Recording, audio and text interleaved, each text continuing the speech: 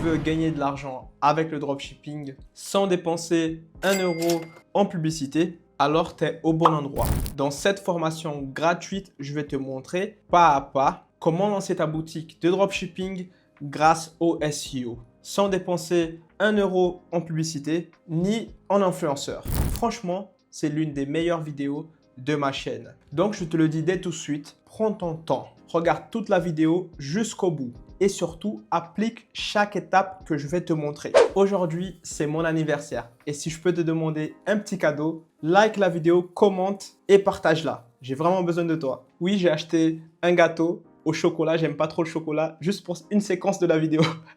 Alors, s'il te plaît, like, commente quelque chose pour l'algorithme et partage. Pourquoi je te demande ça? Parce que ça va permettre de booster l'algorithme, donc de permettre à d'autres personnes de découvrir cette formation. Et peut-être grâce à toi, ces personnes-là pourront aussi changer de vie. Et ça, franchement, c'est beau. En tout cas, j'espère que tu es prêt. J'ai encore l'odeur de la fumée. Oh, franchement, les gars, likez parce que c'est la séquence la plus chère de ma chaîne. Le budget, là, il est dépassé. Fini de rigoler, passons aux choses sérieuses. C'est parti! Avant qu'on rentre dans le bain, il faut que tu comprennes qu'est-ce que c'est vraiment le dropshipping SEO. Le dropshipping classique, tu le connais. La plupart du temps, tu crées une boutique sur Shopify, tu balances des publicités sur Facebook, Instagram ou même TikTok et tu croises les doigts pour être rentable avant de cramer tout ton budget. Mais là, on va parler d'autre chose, le dropshipping SEO. Qu'est-ce que c'est exactement? C'est simple, tu crées une boutique optimisée pour le référencement naturel, tu rédiges du contenu, tu travailles tes mots-clés et tu fais en sorte que tes clients viennent à toi sans dépenser 1 centime en publicité. C'est une stratégie qui est beaucoup plus long terme et qui te permettra de ne pas devenir dépendant des publicités. Tu vas créer une véritable marque. L'objectif du SEO, c'est de créer un actif qui travaille pour toi 24 heures sur 7 jours, de générer un trafic régulier et complètement gratuit, ne plus dépendre des coûts publicitaires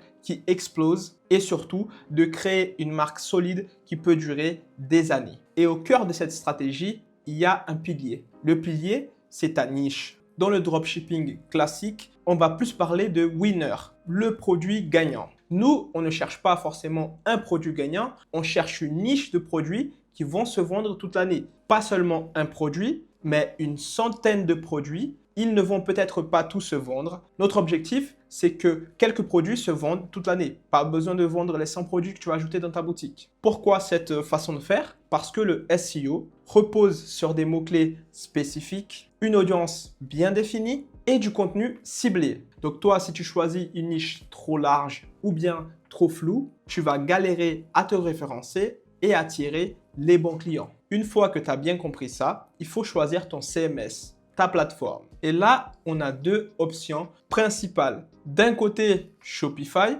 et de l'autre, WooCommerce. Shopify, c'est simple à prendre en main, fiable, tout est intégré. Il y a beaucoup d'applications qui permettent de t'aider. C'est un petit peu plus limité niveau optimisation si tu es très avancé. Et il y a plus de frais. C'est plus cher que WordPress. De l'autre côté, on a WordPress avec WooCommerce. Ça te permet d'avoir le contrôle total de ton site. Si tu as le contrôle total de ton site, il y a bien sûr un inconvénient, c'est que tu ne sais pas tout faire. Donc malheureusement, c'est plus difficile à utiliser. Tu peux aussi facilement rencontrer plus de soucis parce que tu vas faire beaucoup d'erreurs. Niveau point positif, c'est que c'est beaucoup moins cher que Shopify. Mais si tu es débutant, je te conseillerais toujours de commencer avec Shopify. Surtout si tu cliques sur le premier lien dans la description de la vidéo, tu vas avoir 3 mois à 1 €. De quoi bien commencer et sans rien payer ou presque. Et puis par la suite, si tu te dis que Shopify c'est beaucoup trop cher pour toi, tu peux tout simplement chercher sur ma chaîne. J'ai déjà fait une vidéo que je dis comment transférer un site de Shopify vers WooCommerce. Pour commencer, tu es débutant, tu commences avec Shopify. Par contre, si tu as un budget beaucoup plus serré et que tu as des compétences, je te conseillerais d'utiliser WordPress. Mais franchement, si tu ne connais pas grand-chose, que tu es débutant, ça ne sert strictement à rien, tu vas perdre ton temps, tu ne vas réussir à rien faire. J'imagine que la plupart qui vont regarder cette vidéo-là, c'est des débutants. Donc, on va le faire sur Shopify.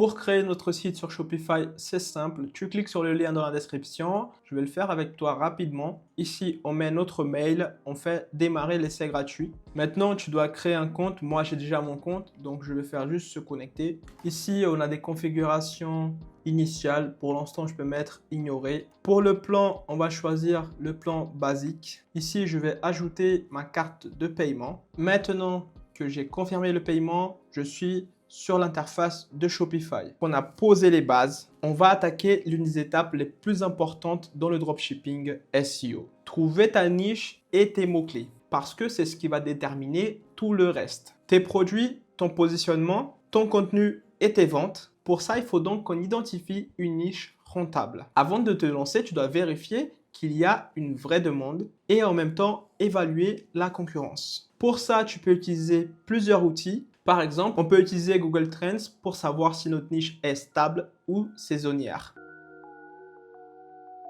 Je vais prendre pour exemple le macramé. Donc, on va mettre ce mot-clé-là sur Google Trends.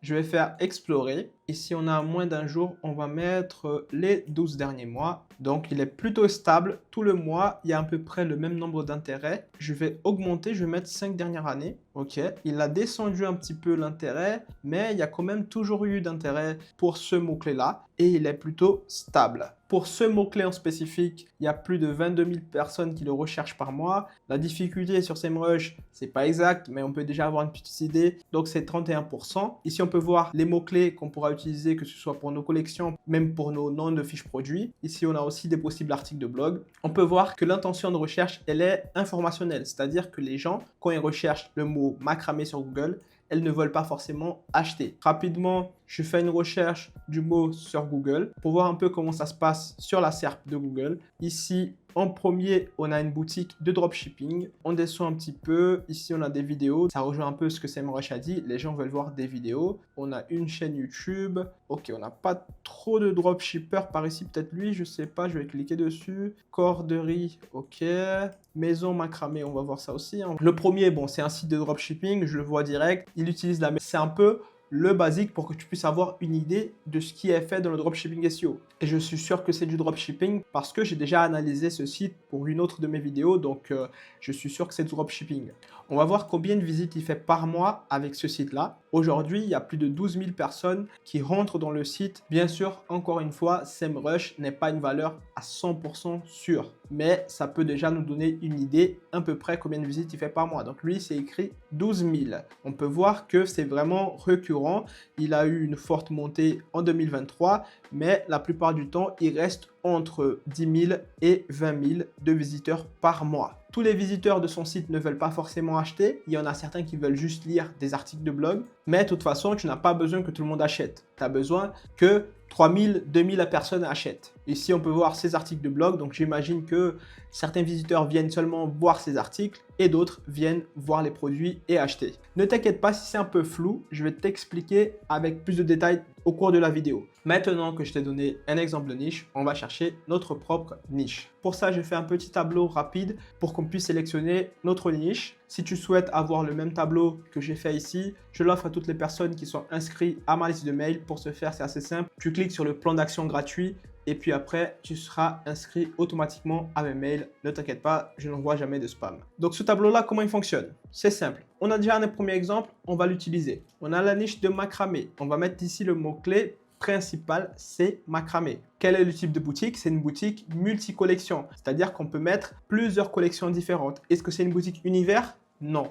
Une boutique univers, ce serait une boutique par exemple de motards, qu'on pourrait vendre des mugs, des tableaux de motards. Là, on ne va pas vendre des tableaux, on ne va pas vendre des mugs. C'est une boutique qu'on peut mettre plusieurs collections différentes. Par exemple, macramé rideau, macramé robe, logistique, autorisation et certification. Est-ce que c'est un produit difficile à envoyer? Pour ça, je vérifie rapidement sur AliExpress. Je peux voir ici qu'il y a plein de produits en macramé, donc c'est assez facile de trouver un fournisseur et donc de l'envoyer en France. Est-ce que j'ai besoin de certification ou d'autorisation pour l'envoyer en France? Non. Tu l'achètes directement sur AliExpress, tu l'envoies à ton client.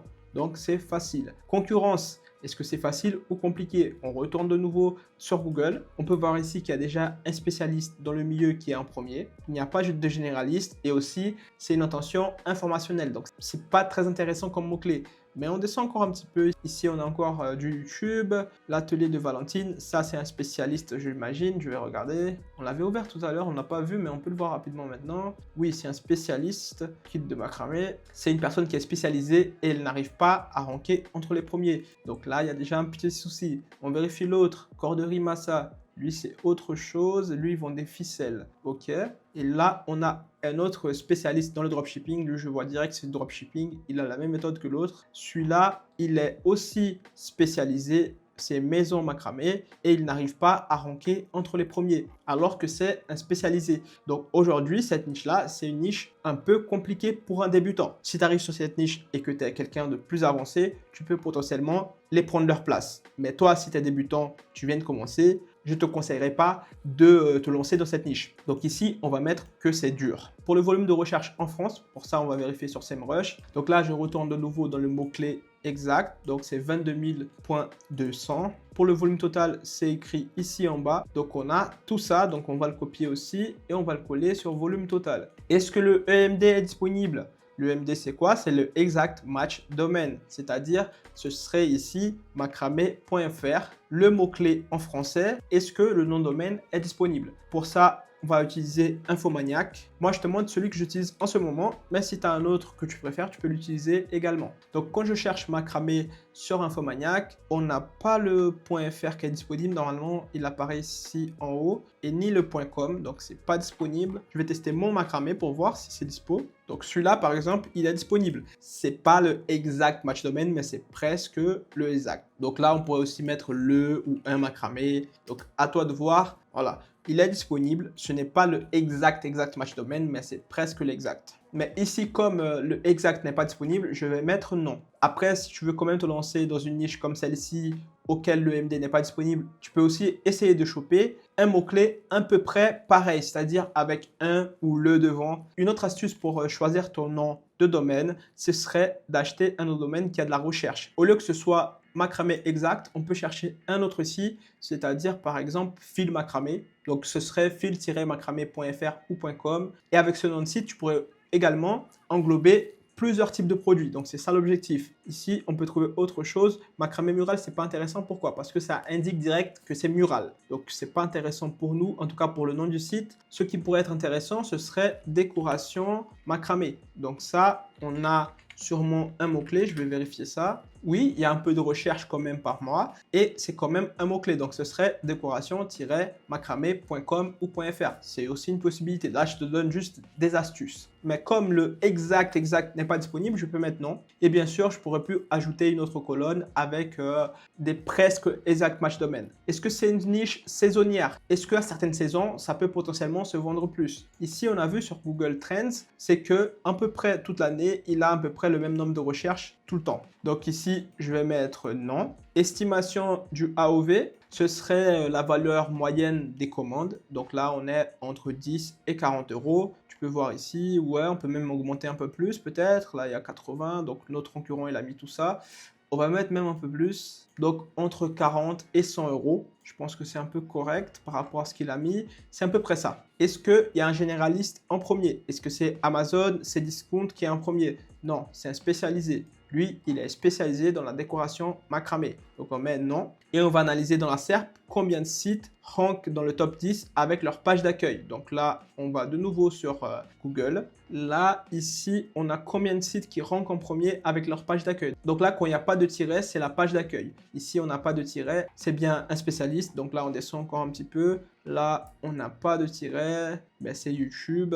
Ici, on a un tiret parce qu'il renvoie vers une collection de macramé, mais c'est quand même un spécialiste. On pourrait dire deux, parce que celui-là, c'est un spécialiste, mais il renvoie vers sa page de décoration macramé. Parce qu'ici, on a sûrement une cannibalisation. Il reste quand même un spécialiste. Donc ici, on peut mettre 2. Donc là, on a fait notre première recherche. Idéalement, il faut qu'ici, on remplisse le tableau au moins d'une trentaine. Et ensuite, on va faire le pour et le contre et choisir la meilleure niche par rapport à toutes celles que j'ai vues et pas forcément celle que j'ai préférée. Pour la recherche de niche, il y a plusieurs méthodes. La première méthode que je peux te montrer, ce serait de chercher directement sur les marketplaces. Là, je te donne l'exemple de Amazon. Ce qu'on va faire, c'est qu'on va se balader comme si je ferais un achat et quand on se balade, on rencontre plusieurs produits différents. Et ces produits-là, on cherche leur niche. Et pour ces niches-là, on va voir s'il y a de la recherche ou de la concurrence et si potentiellement je peux lancer une boutique. Là, on a de la céramique. Donc, les produits en céramique, est-ce que ça, il y a des personnes qui ont envie de l'acheter?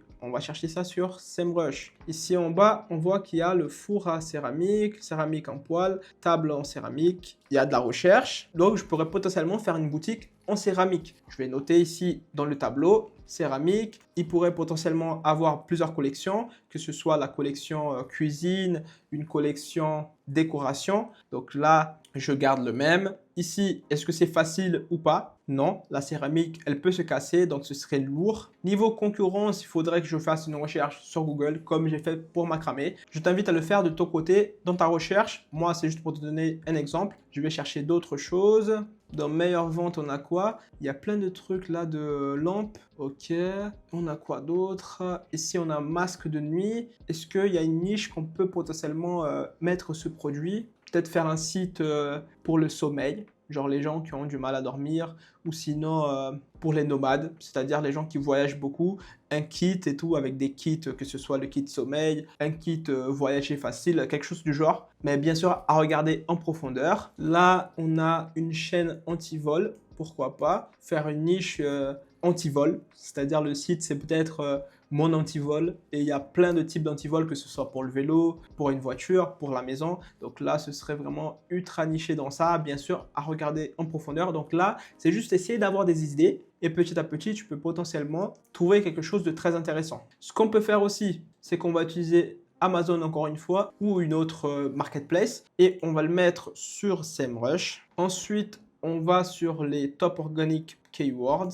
Et même cet outil-là que j'utilise en ce moment, je te montre comment l'avoir pour que toi aussi tu puisses l'utiliser. Il sera très important pour la création de ton site en SEO. Ici, on pourrait mettre là où Amazon se trouve en premier parce que c'est un généraliste et nous, on veut être spécialisé. Donc là où Amazon est en premier, on peut potentiellement reprendre sa place. On va mettre volume maximum, allez, 30 000. Ici, on peut mettre que c'est un mot-clé jusqu'à 30% et que l'intention est transactionnelle. C'est-à-dire que les gens veulent acheter lorsqu'ils tapent ce mot-clé sur Google. Ici, on a plein d'options. On a mug, pourquoi pas faire une boutique 100% mug, donc ça j'aurais pu faire la recherche aussi pour voir si c'est possible. On a aussi sac isotherme, pourquoi pas. Poudre coiffante, je sais pas c'est quoi. Chandelier, je vais faire une recherche par exemple de ça. Donc ici on a Amazon en premier, ensuite on a Maison du Bougeoir. Je vais voir c'est quoi. Ok, lui ils vendent plein de bougeoirs, il est un peu spécialisé on va dire, je pense que ouais il est spécialisé en vrai. À voir plus en profondeur comme j'ai fait sur l'autre. On a boule disco, ok non ça m'intéresse pas. Gyrophare, chaise pliante, une boutique qui vend des chaises pliantes, non c'est pas ouf. Oreiller cervical, là on a sac voyage, donc une boutique qui vend des produits pour voyager et puis ensuite on aurait inclus cette collection de sacs voyage. Ou sinon même une boutique qui vend que des sacs pour voyager. On a toboggan, berceau, panier en osier. Ici, on a plein d'idées de niches qu'on peut potentiellement ajouter à notre tableau. On a même tablier, pourquoi pas. Je vais le mettre ici aussi. On peut aussi aller sur un site qui permet de vendre et d'acheter des sites comme Flippa. Et celui-là, on pourra voir les sites qui sont en vente, des sites qui sont déjà rentables. Et donc, s'ils sont rentables, tu peux potentiellement le lancer en France ou même ailleurs. Ici, on peut même mettre, quand on veut voir que des sites de dropshipping. Donc ici, en bas, on a e-commerce. C'est où l'onglet dropshipping? Là, c'est écrit dropship. Allez, je mets ça. Et là, on a des sites de dropshipping qui sont rentables parce qu'ils sont en vente. Et s'ils sont potentiellement rentables, on peut potentiellement les concurrencer. Je peux cliquer sur celui-là, par exemple. Et ici, après, tu peux vérifier les détails et voir si c'est intéressant ou pas de te lancer là-dessus. Là, j'ai pris pour l'instant 3 petits exemples. Qu'est-ce qu'on peut faire aussi? On peut demander à ChatGPT de nous faire une recherche de niche. Donc, je lui donne un petit prompt pour lui demander de donner des idées. Et là, il va me donner des idées. Mobilier en carton. Ok, pourquoi pas. Je regarde sur Google, qu'est-ce que c'est? Ok, faire une niche 100% le meuble en carton. Donc ici, on a déjà une personne qui est nichée dans ça, le meuble en carton. Non, il est sympa. Franchement sympa, je connaissais pas. On peut voir ce qu'il nous a proposé d'autre. Ok, il m'a proposé vraiment que ça. Donc là, je vais lui demander plus. Là, je vais lui demander 5 idées supplémentaires. Apiculture urbaine. Ok. Bien sûr, certaines sont compliquées. L'objectif, c'est juste de faire ta recherche de les ajouter dans le tableau pour avoir une idée et de peaufiner tout ça. Chaussures minimalistes, ok. Teinture naturelle textile. Là, il me donne beaucoup de produits créatifs. Là, je vais demander de me donner des produits que je peux trouver sur AliExpress. Donc, je vais demander de me donner des niches avec des produits que je peux trouver sur AliExpress. On va voir le résultat.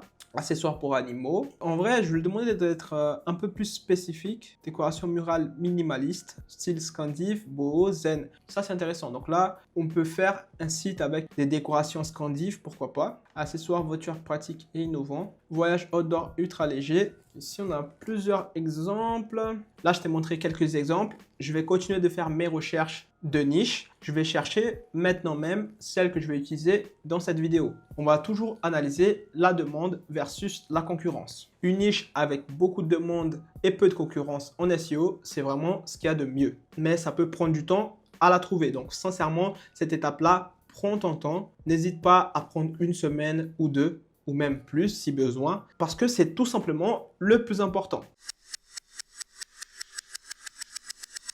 Après quelques minutes de recherche avec ChatGPT, il m'a proposé cette niche-là de vendre des produits en satin. J'avais déjà parlé dans une vidéo, donc je vais l'utiliser elle comme exemple pour cette vidéo-là. Ici, j'ai un de mes concurrents. Lui, il vend des robes, il vend plein de produits en satin. Il s'appelle Satin Chic. Moi, je dois trouver un nom de marque parce que satin.fr, c'est pas disponible. J'ai déjà commencé à noter un peu ici dans le tableau. Moi, je t'invite toi vraiment de faire beaucoup de recherches, de prendre ton temps pour avoir la meilleure niche possible. Pour le nom de marque, ça pourrait être quoi? Comme le EMD n'est pas disponible, je vais mettre par exemple je satine. J'aime bien. Je-satine.fr.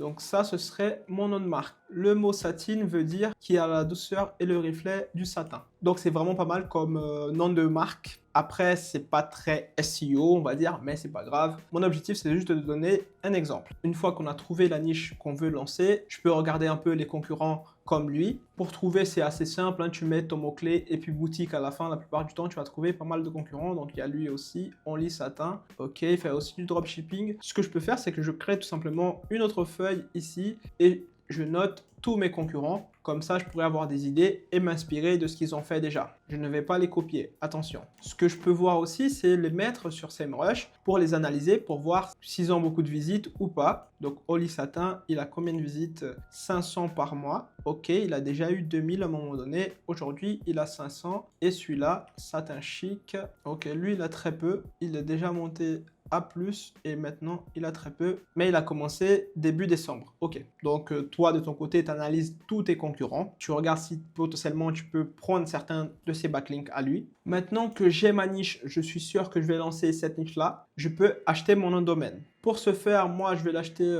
sur Infomaniac. Donc je mets ici je-satine.fr. Là, il est à 5 €, donc je fais suivant. Ton nom de domaine, je te conseillerais de l'acheter sur une autre plateforme que Shopify. Ça peut être Infomaniac, Yonos, LWS, à toi de voir. Pour cette vidéo, je vais utiliser Infomaniac, mais c'est toi qui vois où tu souhaites acheter ton nom de domaine. Pour ça, je peux mettre « Je n'ai pas encore besoin d'adresse mail ». Toi, tu n'as pas besoin de te compliquer la vie au départ. Tu mets tout non en basique et puis par la suite, si tu as besoin de changer, tu payes le supplément. Je vais voir avec eux aussi si je peux avoir un code promo pour vous. Mais sinon, voilà, c'est pas cher, c'est 6 €. Là, c'est bon. Je viens d'acheter mon nom de domaine. J'aime bien acheter en avance parce que comme ça, des fois, ça prend un petit peu de temps la réservation du nom de domaine. Donc, c'est bien de l'acheter un peu en avance.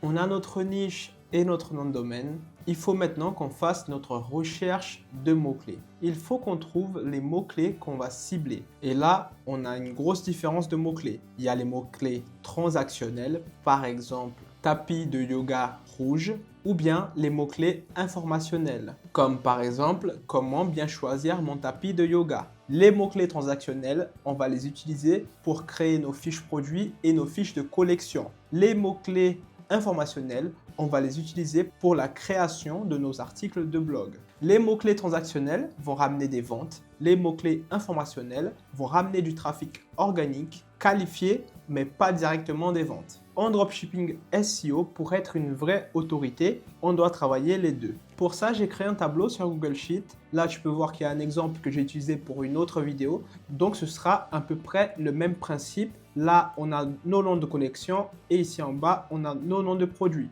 Donc, tout ça, je vais supprimer parce que je vais remplacer par le nouveau. Et encore une fois, ce tableau-là, je peux offrir à tous ceux qui sont abonnés à ma liste d'emails. Si tu n'es pas encore abonné, tu cliques sur le plan d'action. En plus de recevoir les documents d'exemple que je donne gratuitement, tu vas aussi recevoir un plan d'action vidéo. Ce plan d'action est celui qui m'a permis de passer de 0 à 10 000 euros avec le dropshipping SEO. C'est le premier lien dans la description de la vidéo et aussi dans les commentaires épinglés. Tu pourras le regarder jusqu'après cette vidéo, c'est assez complémentaire. Là, j'efface les anciennes données qu'il y a sur le tableau. J'efface ça aussi. Donc là, on a un tableau vide. Je peux effacer ce qui est écrit en haut. Et là, on va pouvoir l'utiliser pour notre nouvelle boutique. Pour ce faire, je me rends de nouveau sur SEMrush. On va sur notre mot-clé principal qui est satin et on va cliquer ici sur voir tout. Et là, on a plusieurs possibles noms de produits et plusieurs collections. Par exemple, bonnet en satin, c'est une collection. Robe en satin, c'est une collection. Jupe en satin, c'est une collection. Et il faut faire attention à ne pas tomber dans la cannibalisation. C'est-à-dire que bonnet en satin et bonnet satin, c'est la même chose. Il y a juste en plus ici en haut. Donc, ça ne sert à rien de faire une collection différente pour ces mots-clés-là. Et c'est la même chose pour jupe. Donc, jupe en satin et jupe satin, c'est la même chose. Même si c'est écrit ici que c'est des mots-clés différents, c'est pas grave. Je vais descendre encore un petit peu. Là, on a pyjama satin, donc c'est une collection possible. De ce que je vois ici, on va avoir deux grandes collections, une vêtements et l'autre accessoires. Pour commencer, par la suite, je pourrais ajouter plus de collections. Là, je me rends sur Miro, je crée une map mentale pour qu'on fasse l'arborescence. La première, ce serait vêtements. La deuxième, ce serait accessoires. Et là, je pourrais mettre les collections bonnet en satin, foulard en satin et puis bandana en satin. Donc là, d'un côté, j'aurai les accessoires et puis ici, les vêtements. Ici, je pourrais mettre jupe. Après, en premier, je préfère mettre ceux qui ont le plus de visites. Donc, en premier, ce serait robe. En deuxième, jupe. Bien sûr, je vais mieux organiser tout ça par la suite. Là, c'est juste pour avoir à peu près une idée. Donc là, ce serait nos premières collections avec sa structure de base. Ce que je pourrais faire aussi, ici en bas dans le tableau, je viens tout juste d'ajouter une liste de mes concurrents, certains, pas tous. Comme ça, je peux aussi avoir une idée de ce que eux ils ont mis en place. Donc là, je clique sur le premier. Lui, il a mis en place toutes nos robes en satin et puis robe satin par style, robe satin par couleur. Donc, ok, pourquoi pas, c'est sympa. On va voir un autre. Je préfère ce site-là, ce qu'il a fait, donc vêtements, robes, accessoires. C'est plus propre, je trouve. Là, printemps-été, donc ce serait les promotions. C'est sympa. Franchement, je préfère celui-là. Donc, on pourra s'inspirer plus de celui-là. Toi, tu dois faire la même chose. Inspire-toi des meilleurs. Et ne copie pas. Ici, dans vêtements, il a mis haut, bas, nuit. Ok, c'est sympa, j'aime bien. Et puis en robe, il a mis plusieurs styles. Très sympa, très propre. J'aime beaucoup ce qu'il a fait. Donc là, je retourne sur SEMrush. J'ai déjà trouvé certaines collections. Ce que je peux faire, c'est que je vais extraire le tout. Comme ça, je pourrais regarder avec plus de détails. Je peux aussi, avant de faire ça, de peaufiner un peu plus de tout, donc mettre intention transactionnelle commerciale. Et comme là, je cherche des collections, il faut qu'il y ait, on va dire, au grand minimum, plus de 500, ou même, je mets un peu moins, plus de 300 de recherche par mois, parce que c'est une collection. Une collection doit pouvoir englober plusieurs produits. Donc, je cherche qu'il y ait un minimum de recherche par mois. Ici, on a plusieurs résultats. Certains peuvent être sympas. Donc là, on a tête d'oreiller. Je pourrais même ajouter ici dans ma carte mentale une collection en plus. Ce serait la collection décoration en satin. Pourquoi pas? Et là, j'aurai une collection en plus. Pour l'instant, pour lancer le site, je vais commencer avec seulement deux collections. Peut-être une troisième. Je vais mettre robe ici comme l'autre il a fait. Mais sinon, pas plus pour commencer. Mon objectif n'est pas de faire rapidement des milliers de fiches produits. C'est de faire quelques fiches produits et de très bien les faire. Quand je dis quelques, je dis 50, 100. Une fois que j'ai bien travaillé ces fiches produits-là, je pourrais en faire d'autres. Là, il y a pyjama en satin qu'on va utiliser aussi. Pour l'instant, je ne vais pas vendre des produits pour hommes dans mon site, principalement des vêtements pour femmes et les accessoires pour femmes. Là, tu peux déjà avoir une idée donc des collections. Et puis, pour les fiches produits, je vais te montrer comment je vais le faire. J'ai cliqué sur le mot-clé robe satin et là, je vais voir les variations de ce mot-clé-là. Ici, je pourrais retrouver les sous-collections de robe satin, par exemple robe longue en satin ou aussi robe de mariée en satin, ou même je peux créer des collections par couleur, comme là, il y a en noir. Ici, je retrouve les possibles sous-collections ou bien fiches produits. Ça va dépendre de ce que je vais trouver. Donc ça, je vais faire un export ici et je vais pouvoir vérifier à peu près le tout. Bien sûr, je vais encore une fois fois peaufiner un peu plus le tout, ben là, je peux déjà avoir des possibles sous-collections pour le mot-clé robe en satin ou bien le nom de mes fiches produits. Pour commencer, je vais travailler sur ma première arborescence. Je viens donc de finir la première partie de mon arborescence. C'est la structure des collections de mon site. D'un côté, on a vêtements. On a en premier temps la partie du haut et on a plusieurs collections. À côté, il y a le nombre de recherches par mois que ces collections est là sur Google. Pour chemise en satin, il y a 1300 personnes qui la recherchent par mois. Puis on a blouse satin et ici à côté on a les bas. Donc il y a jupe en satin, pantalon satin et puis on a la partie de nuit. Donc là on a pyjama satin, nuisette en satin et puis ensuite j'ai laissé robe tout seul parce qu'il y aura beaucoup de collections possibles d'ici. J'ai pas mis ça pour l'instant mais je peux mettre par exemple le noir, le vert et par style ça peut être long, courte. Donc, il y a plusieurs collections. Je ne voulais pas que ce soit trop long de ce côté. Donc, j'ai séparé. Pour l'instant, je laisse là. Par la suite, je pourrais l'ajouter dans les vêtements. Côté accessoires, j'ai gardé bonnet en satin et foulard. Et puis, voir tout. Voir tout sera la collection qui va englober ces deux-là. La même chose ici. Il y a une collection qui englobe le tout. Et là aussi. J'ai oublié de mettre ici le nombre de recherches par mois. Je vais le mettre maintenant. Donc là, pour le bonnet en satin, il y a 12 000. Je vais mettre à côté. Et la même chose pour foulard. Pour foulard en satin, il y a 260, donc je vais le mettre aussi. La petite étoile verte que j'ai mis à côté, c'est les collections que je vais ajouter dès maintenant. Celles qui sont en bas ici et même celles-là, je ne vais pas le faire maintenant. Et il y a aussi une amélioration possible. Pour l'instant, j'ai juste fait rapidement pour la vidéo les premières collections de mon site web. Donc celle qui a le petit point, c'est les premières que je vais travailler, que je vais ajouter des produits. Du côté de mon arborescence, c'est très bien. Maintenant, je retourne dans mon tableau. En bas, je vais mettre le nom de chaque produit des collections. Et ce ne sera pas fait au hasard. Le nom des produits va correspondre à une intention de recherche sur Google. Pour ça, en premier temps, je vais noter ma première collection. C'est sa chemise en satin. Blouse satin, je peux la noter également. Et puis ici, on a jupe. Je suis en train de mettre ici toutes les collections que je vais travailler maintenant. Pantalon satin aussi. Là, je te montre une façon que j'aime bien m'organiser. L'objectif, au final, c'est juste que tes pages collections correspondent à des intentions de recherche sur Google. Donc, des intentions qui ont des recherches, par exemple, pyjama satin, il y a 2900 personnes qui le recherchent par mois sur Google. Donc, ce sera ma collection. Et ensuite, pour les produits, c'est la même chose. On veut que les produits correspondent à une intention de recherche. Je vais juste corriger ce petit côté du tableau là. Je vais ajouter en plus une case. Donc là, je ferme le tableau en plus. Donc là, c'est bon. J'ai ajouté une case en plus dans le tableau. Là, j'ai toutes mes futures collections. Maintenant, il faudrait que je trouve le nom des produits. Pour ça, on va commencer par le premier. Ce sera chemise en satin. Je retourne sur SEMrush. Je mets le mot-clé principal. Ensuite, on va sur voir tout. Là, j'ai plusieurs options. Je vais peaufiner. Je ne veux pas qu'il y ait le mot-clé homme parce que c'est que des produits pour femmes pour l'instant. Chemise en satin, non. Ici, je vais enlever Zara, c'est une marque. Je vais voir ce que je peux enlever. Pyjama, ok, bon, je laisse pour l'instant. Rayure, pourquoi pas.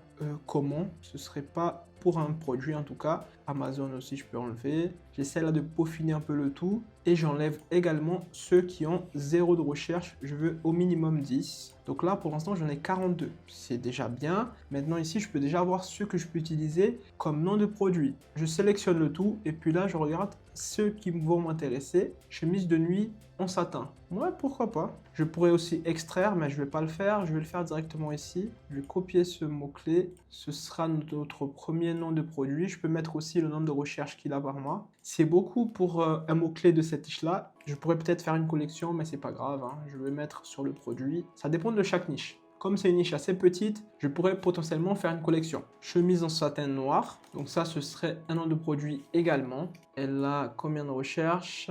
70. Donc là, je mets 70. Ce que je pourrais faire, c'est copier le tout directement dans mon Google Sheets. Je vais créer une nouvelle page et ici, je mets coller, valeur uniquement. Et là, bon, tout ça, je n'ai pas besoin. Je supprime ça, pas grave. Je peux supprimer ces trucs-là aussi. Et là, ce que je peux faire, c'est regarder ce que je peux utiliser. Chemise en satin pour femmes, non.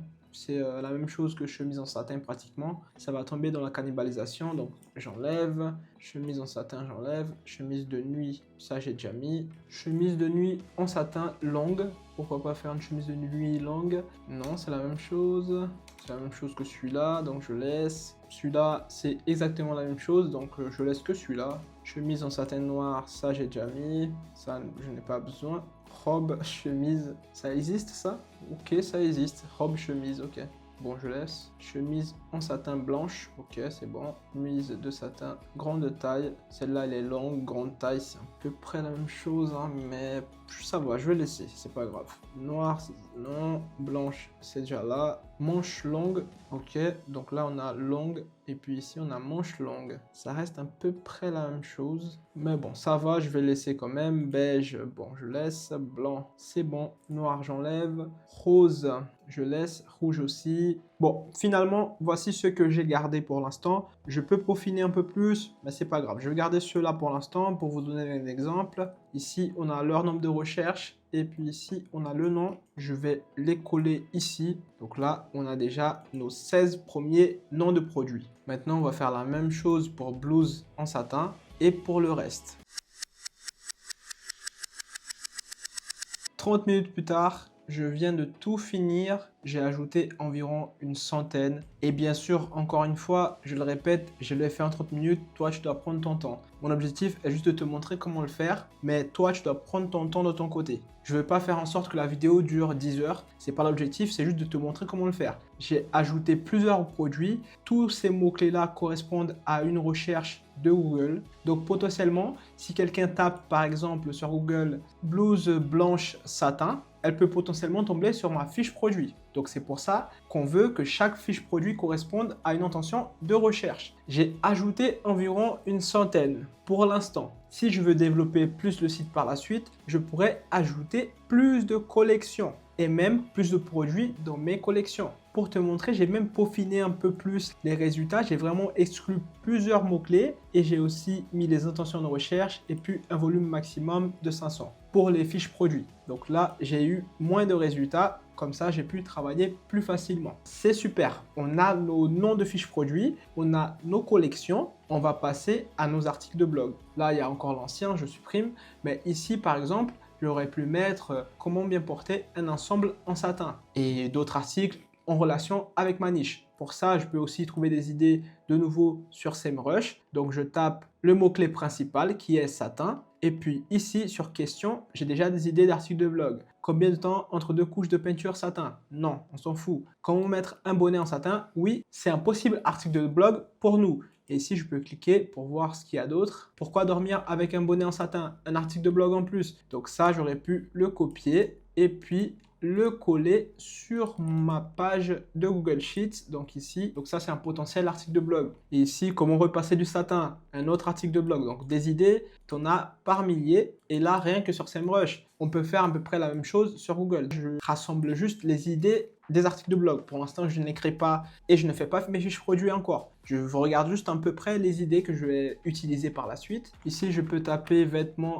en satin. Je peux voir le résultat qu'il me donne. Le satin est-il bon pour les vêtements? Un article de blog. Comment porter avec du satin? Voilà, ça c'est des potentiels articles de blog encore une fois. Il y a même d'autres outils comme Insert de public qui permet de trouver des idées d'articles de blog. Donc là, tu as des idées en infini. On peut dire qu'on a trouvé des idées d'articles de blog et aussi on a fini notre liste de produits qui correspondent à des intentions de recherche sur Google. Nos collections correspondent aussi à des intentions de recherche. Attention à ne pas tomber dans la cannibalisation. Il faut éviter de mettre deux produits différents avec des mots-clés très similaires qui se ressemblent. Par exemple, ici, il y a chemise en satin noir. Si il y a de la recherche sur le mot-clé, je vais mettre ici en bas chemise noire en satin, ça veut dire exactement la même chose que chemise en satin noir. Ça change juste un petit peu les termes. Quand tu trouves des mots-clés très similaires de ce style, tu mets qu'un seul. Donc ça, je supprime. Là, on est bien. Peut-être que j'ai fait une erreur parce que j'ai fait rapidement, mais toi, je t'invite à vérifier tout de A à Z. Maintenant qu'on a fait ce boulot énorme et essentiel, on va attaquer une autre étape hyper importante. On va commencer à toucher Shopify. On va passer à la partie concrète. On va mettre en place notre boutique.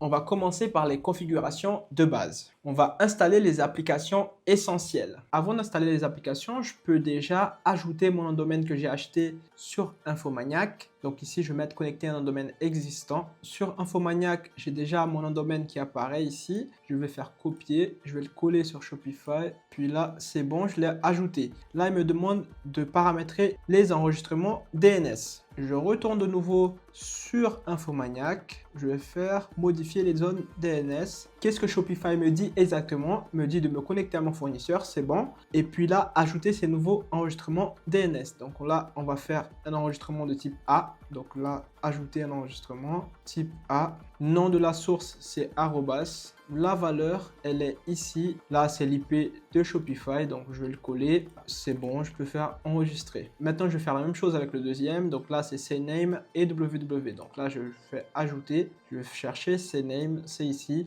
Et c'est le même principe, peu importe où tu as acheté ton nom de domaine. C'est exactement la même chose. Là, je vais faire suivant. Ça va juste changer un peu l'interface, mais sinon, c'est exactement la même chose. Donc ici, je vais mettre www. Et puis en valeur, je vais copier ça et je vais le coller ici. C'est bon, je fais enregistrer. Je viens de enregistrer.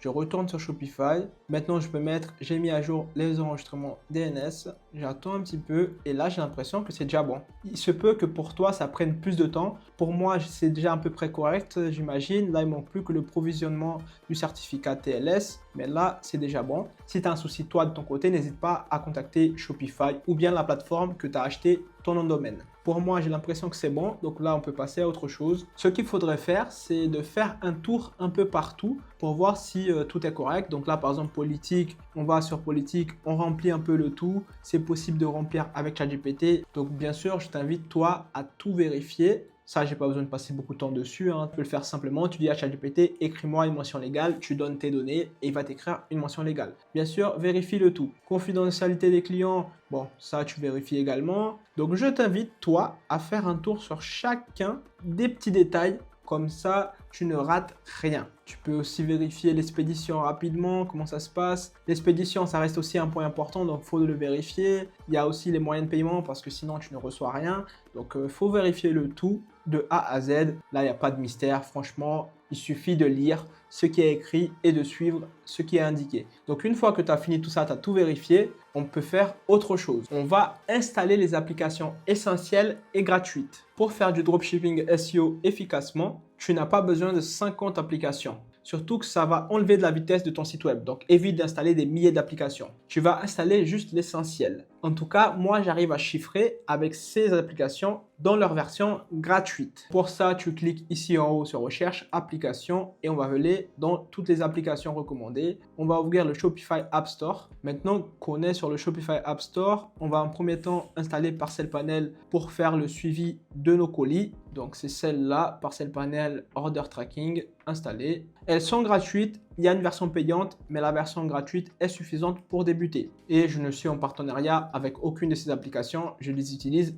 vraiment. Celle-là, je viens de l'installer, c'est bon. La configuration est assez simple. Tout est écrit dessus. Tu n'as pas besoin de te compliquer la vie. Tout est ici. Pour ajouter nos produits, on a besoin de Deezers. Il y a aussi d'autres applications qui permettent d'ajouter des produits d'AliExpress. Nous, on peut utiliser Deezers pour débuter. En tout cas, c'est celle que j'utilise de plus et ça me va très bien. Donc, je fais installer. C'est bon. J'ai installé. Bon, là, rien de compliqué. Faut juste créer un compte. Et si toi, tu parles pas anglais et que c'est en anglais, tu as l'option de choisir en français ici. Ou sinon, tu fais clic droit et tu traduis en français directement avec ton navigateur. Ici, login et en autorisation. Je peux faire rapidement. Et puis toi, il te faudra créer un compte. Moi, j'ai déjà. Donc, je fais juste login. Là, je peux confirmer. Et puis là, je me connecte à AliExpress. L'application suivante, c'est Shopify Email. Elle est vraiment très intéressante. Surtout pour envoyer tes mails automatiques, que ce soit pour la confirmation de commande, pour le suivi, pour relancer les paniers abandonnés. C'est vraiment très essentiel et c'est gratuit. Là, elle est déjà installée. Pour les avis, une application que j'aime beaucoup, c'est celle-là, c'est iProduct Review. Donc, je vais l'installer également. Ces applications que je t'ai montrées, ce sont des applications les plus essentielles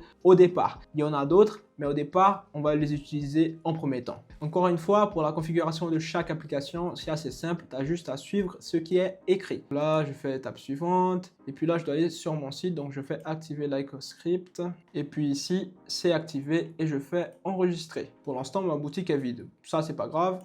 on le savait déjà. Pour l'instant, elle a aussi un mot de passe. Je laisse le mot de passe tant que je n'ai pas encore lancé la première version, c'est-à-dire avec les premiers produits, à peu près correct. Pour l'instant, je laisse le mot de passe et je laisse la boutique fermée. Super, maintenant qu'on vient de faire tout ça, qu'est-ce qu'on va faire? On peut, si on le souhaite, déjà commencer à travailler un peu nos images. Je peux faire un logo pour mon site, une image de bannière. Pour ça, j'utilise principalement Canva. Je ne vais pas le faire maintenant exactement, je vais le faire après. Canva va nous permettre de faire tous nos visuels, que ce soit la bannière et même améliorer les fiches produits si on le souhaite. Je peux aussi utiliser ChatGPT pour m'aider à générer des visuels. Il y a plusieurs options. Là, je te parle vraiment côté visuel. Maintenant qu'on va dire que tu as tout vérifié dans ta boutique, que tu as installé les applications, que tu as paramétré ta boutique, tu as commencé à prendre un peu main sur Canva pour créer tes visuels, ou même tu t'es aidé de ChatGPT pour commencer à créer un peu tes visuels, on va passer à une étape qui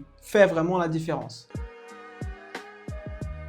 On va créer notre contenu SEO. Parce que sans contenu optimisé, Google ne comprendra jamais qu'est-ce que tu veux vendre. Et tu ne vas attirer aucun trafic organique. Donc, ça ne sert à rien tes visuels, ça n'aura servi à rien également que tu aies paramétré toute ta boutique. Beaucoup de débutants bâclent leurs fiches produits. Ils copient les descriptions d'AliExpress ou bien même ils utilisent ChatGPT sans trop vérifier et font tout simplement une mauvaise fiche produit. Il faut que tu la personnalises à minimum. Et plus tu la personnalises, mieux c'est. Que ce soit les photos, mais aussi la description. Faut pas que tu laisses des gros logos chinois dans la photo de ta fiche produit. Ce n'est pas sérieux. Et je suppose que toi, tu es quelqu'un de sérieux et que tu es là pour gagner de l'argent. À long terme surtout. En dropshipping SEO, ta fiche produit doit être optimisée à fond pour que tu puisses mieux te positionner sur Google et aussi rassurer tes potentiels clients. Derrière tout ça, l'objectif, il est clair, c'est de vendre. Il faut que tu fasses au minimum une bonne optimisation. Pour te montrer un exemple, je vais faire ajouter un produit sur Shopify. Là, on a le titre. Le titre, c'est la balise H1. C'est ce qu'on a vu tout à l'heure. On a des titres de produits. Par exemple, celui-là, c'est un nom de produit. Donc, on va le copier et on va le coller ici. On peut améliorer l'ordre si on veut et on peut aussi mettre en majuscule la première lettre. Donc, ça, c'est le H1.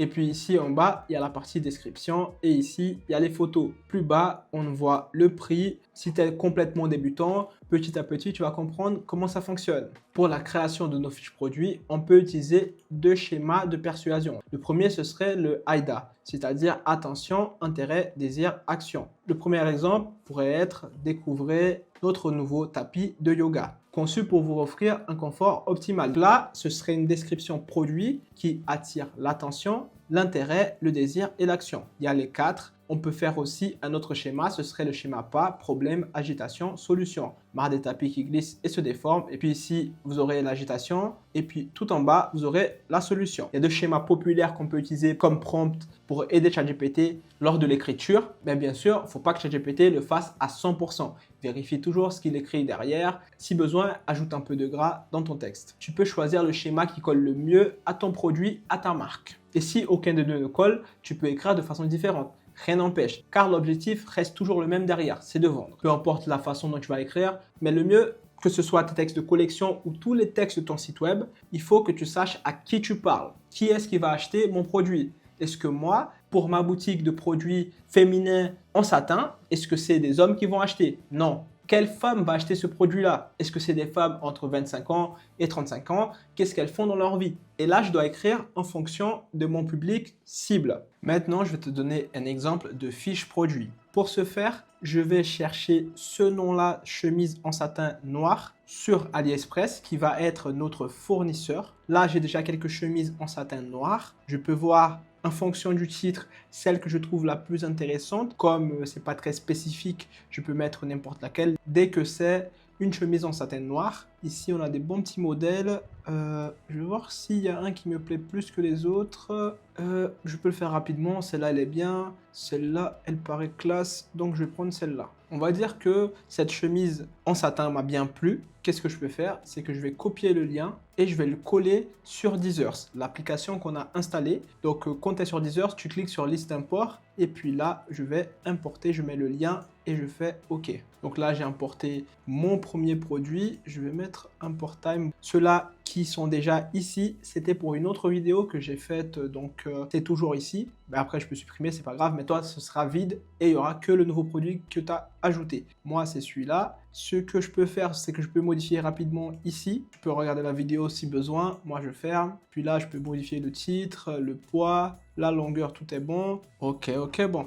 Je préfère personnellement modifier sur Shopify parce que je trouve l'interface beaucoup plus jolie. Donc, je vais le laisser comme il est et puis je vais le modifier sur Shopify. Pour ce faire, on va cliquer ici sur sélectionner et puis on va faire Push to Store. On peut le faire aussi avec l'extension, comme il est indiqué sur la vidéo, c'est-à-dire qu'on installe l'extension et puis après sur AliExpress, on va avoir un bouton qui va nous permettre d'ajouter directement sur Deezer. Donc pas besoin de faire comme je t'ai montré, ce sera plus simple. Personnellement, je ne vais pas le faire maintenant, je vais juste envoyer ce produit-là directement dans ma boutique. Toi, je te conseillerais de le faire, ce sera beaucoup plus simple pour les prochains produits. La boutique, c'est bien celle-là. Moi, j'ai plusieurs boutiques. Comme je t'ai dit, ce Deezer-là, j'ai utilisé pour d'autres vidéos, donc j'ai d'autres boutiques. Toi, ce sera une seule, normalement, si tu n'as pas d'autres boutiques. Ici, je peux mettre mes préférences, etc.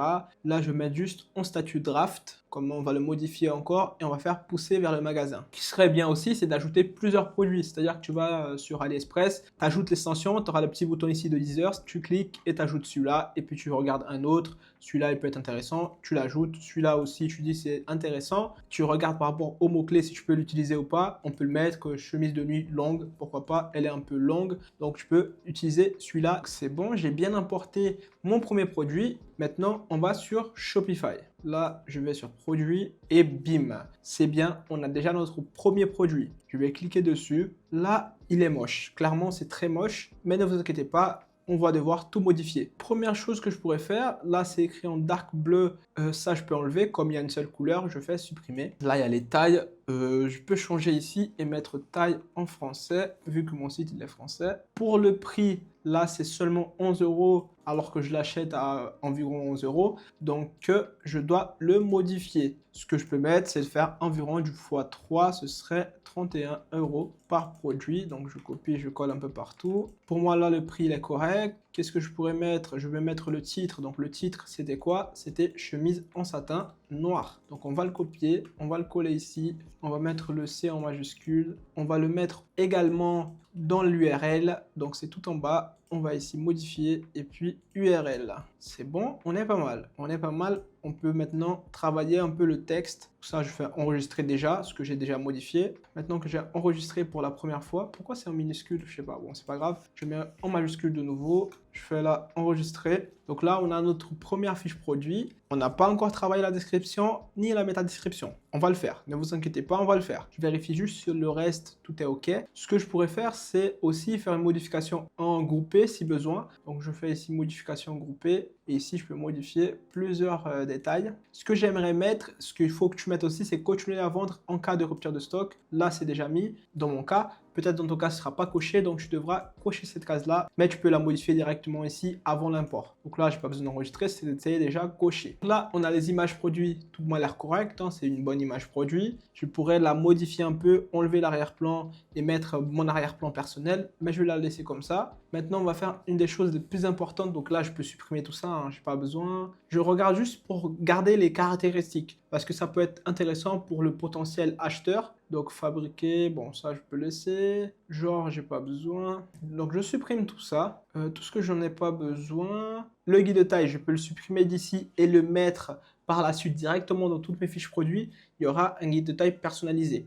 Donc là, ok, les photos, pas besoin ici. Elles sont déjà ici en bas dans support multimédia. Donc je supprime tout ça, c'est bon. Pour ceux qui ne comprennent pas l'anglais, tu peux faire comme moi, tu vas sur DeepL et puis tu traduis et tu regardes si c'est intéressant ou pas pour toi. Col rabattu, pourquoi pas. Artisanal, tonana, non, pas besoin. Élasticité, pourquoi pas. Type de tissu, chiffon, pourquoi pas. Coupe régulière. Donc tu gardes ce que tu penses être intéressant pour ta fiche produit et puis tu supprimes le reste. Ça, on va dire que c'est intéressant. J'ai pas vérifié à fond, mais on va dire que ça c'est intéressant. Maintenant, on va faire l'écriture de notre fiche produit. Pour ce faire, on colle les détails qu'on a gardés. Ce sera les caractéristiques de notre produit. Et tu demandes à ChatGPT Toi, je vais te demander de faire ton propre prompt personnel. Mais dans l'idée, ça reste à peu près la même chose que je vais faire maintenant. C'est-à-dire, tu lui demandes, fais-moi la description de ma fiche produit en français et en HTML. C'est important de le mettre en HTML. Comme ça, il n'y aura pas d'erreur dans le code. Il va mettre tout correctement.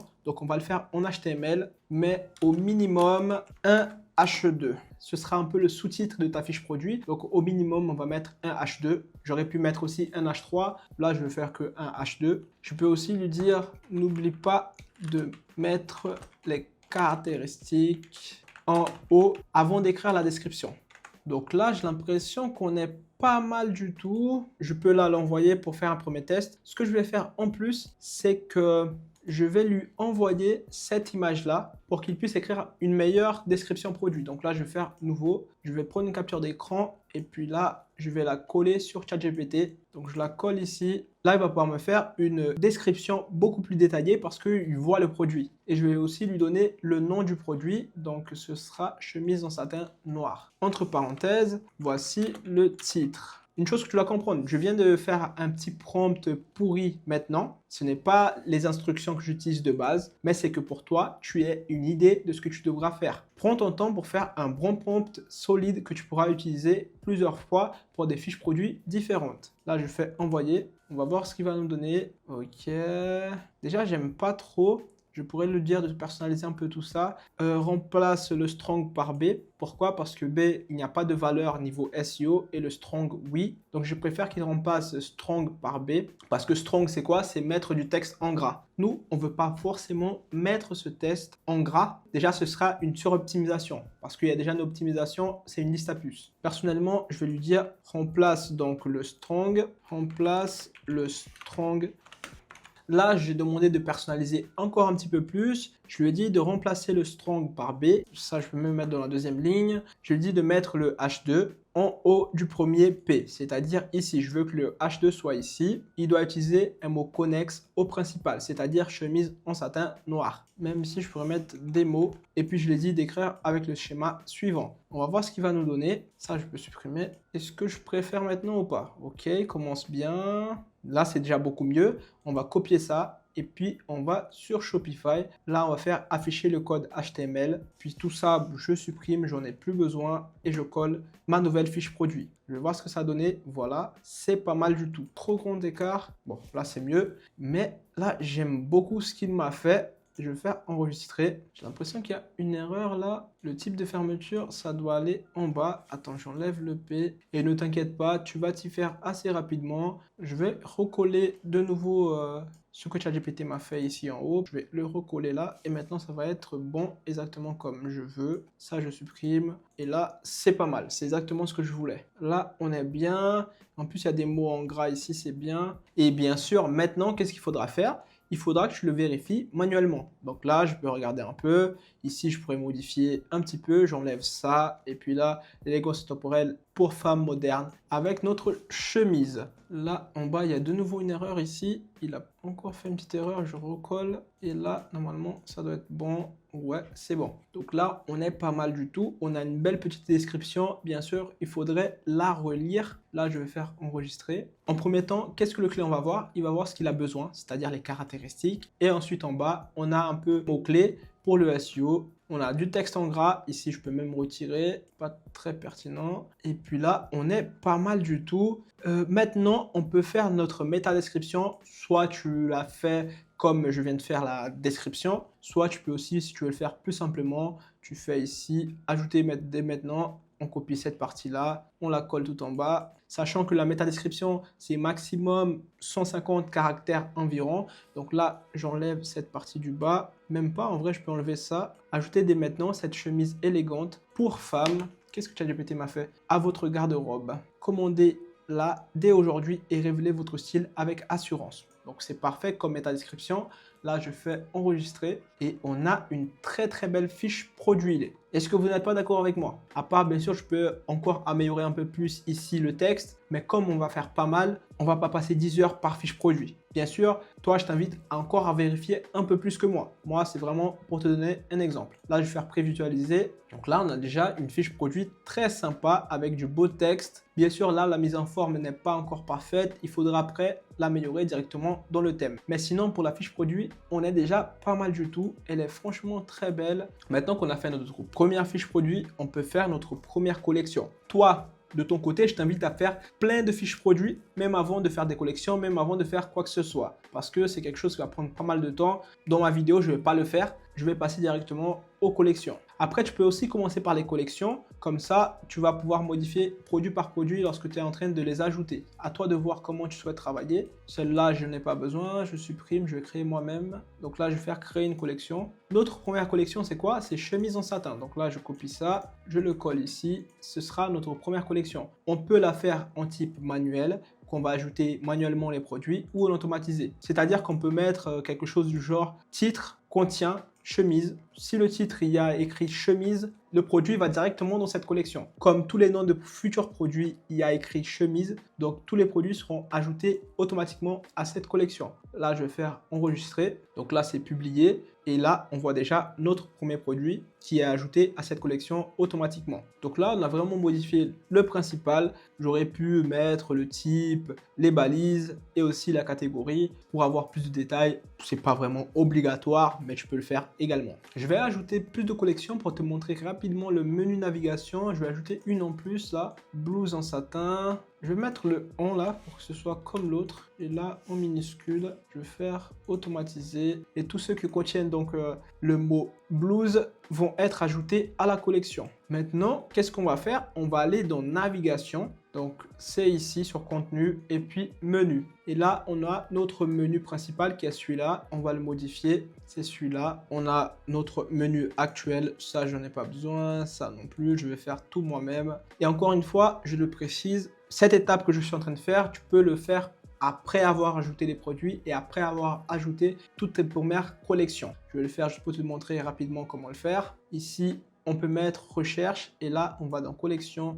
On choisit la collection chemise et puis la collection blouse également. Elle est où? On va sur collection et puis blouse. On a déjà nos deux premières collections. Ce que je peux faire aussi, c'est ajouter une autre. Là, sur lien, on va mettre un hashtag. Comme ça va sélectionner aucune page. Ici, sur libellé, je pourrais mettre notre collection principale qui va être vêtements. Comme tu peux le voir ici, notre menu. Donc là, la première, c'est vêtements. Donc ça, je peux copier et le coller sur libellé. Et puis là, on fait enregistrer. Là, elle va tout en haut et celles-là, elles vont ici en bas et celle-là aussi. Donc là, on a nos deux premières collections. Ce que je vais faire, c'est que là, je vais enregistrer et je vais créer une autre collection. La collection voir tout. Celle ici, c'est une collection qui va inclure tous les produits. Pour cette collection, je peux l'appeler vêtements en satin. Je retourne dans produits, puis collection et je vais faire créer une collection vêtements en satin et automatiser. Ici, je pourrais mettre une balise que je vais mettre à tous les produits qui sont dans la partie vêtements. Donc là, je mets une balise est égale à vêtements.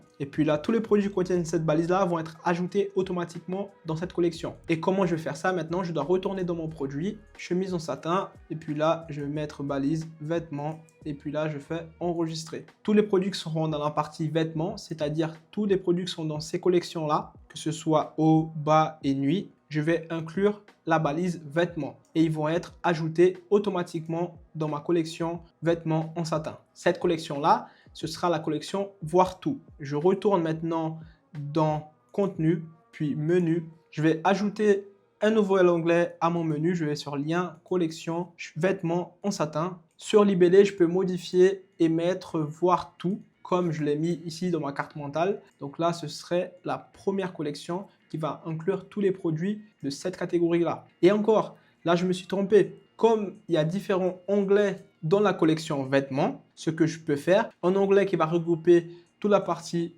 haut, et puis je fais un autre pour toute la partie bas et pour toute la partie nuit. Donc, je retourne dans ma boutique. Ici, sur libellé, je fais voir tout.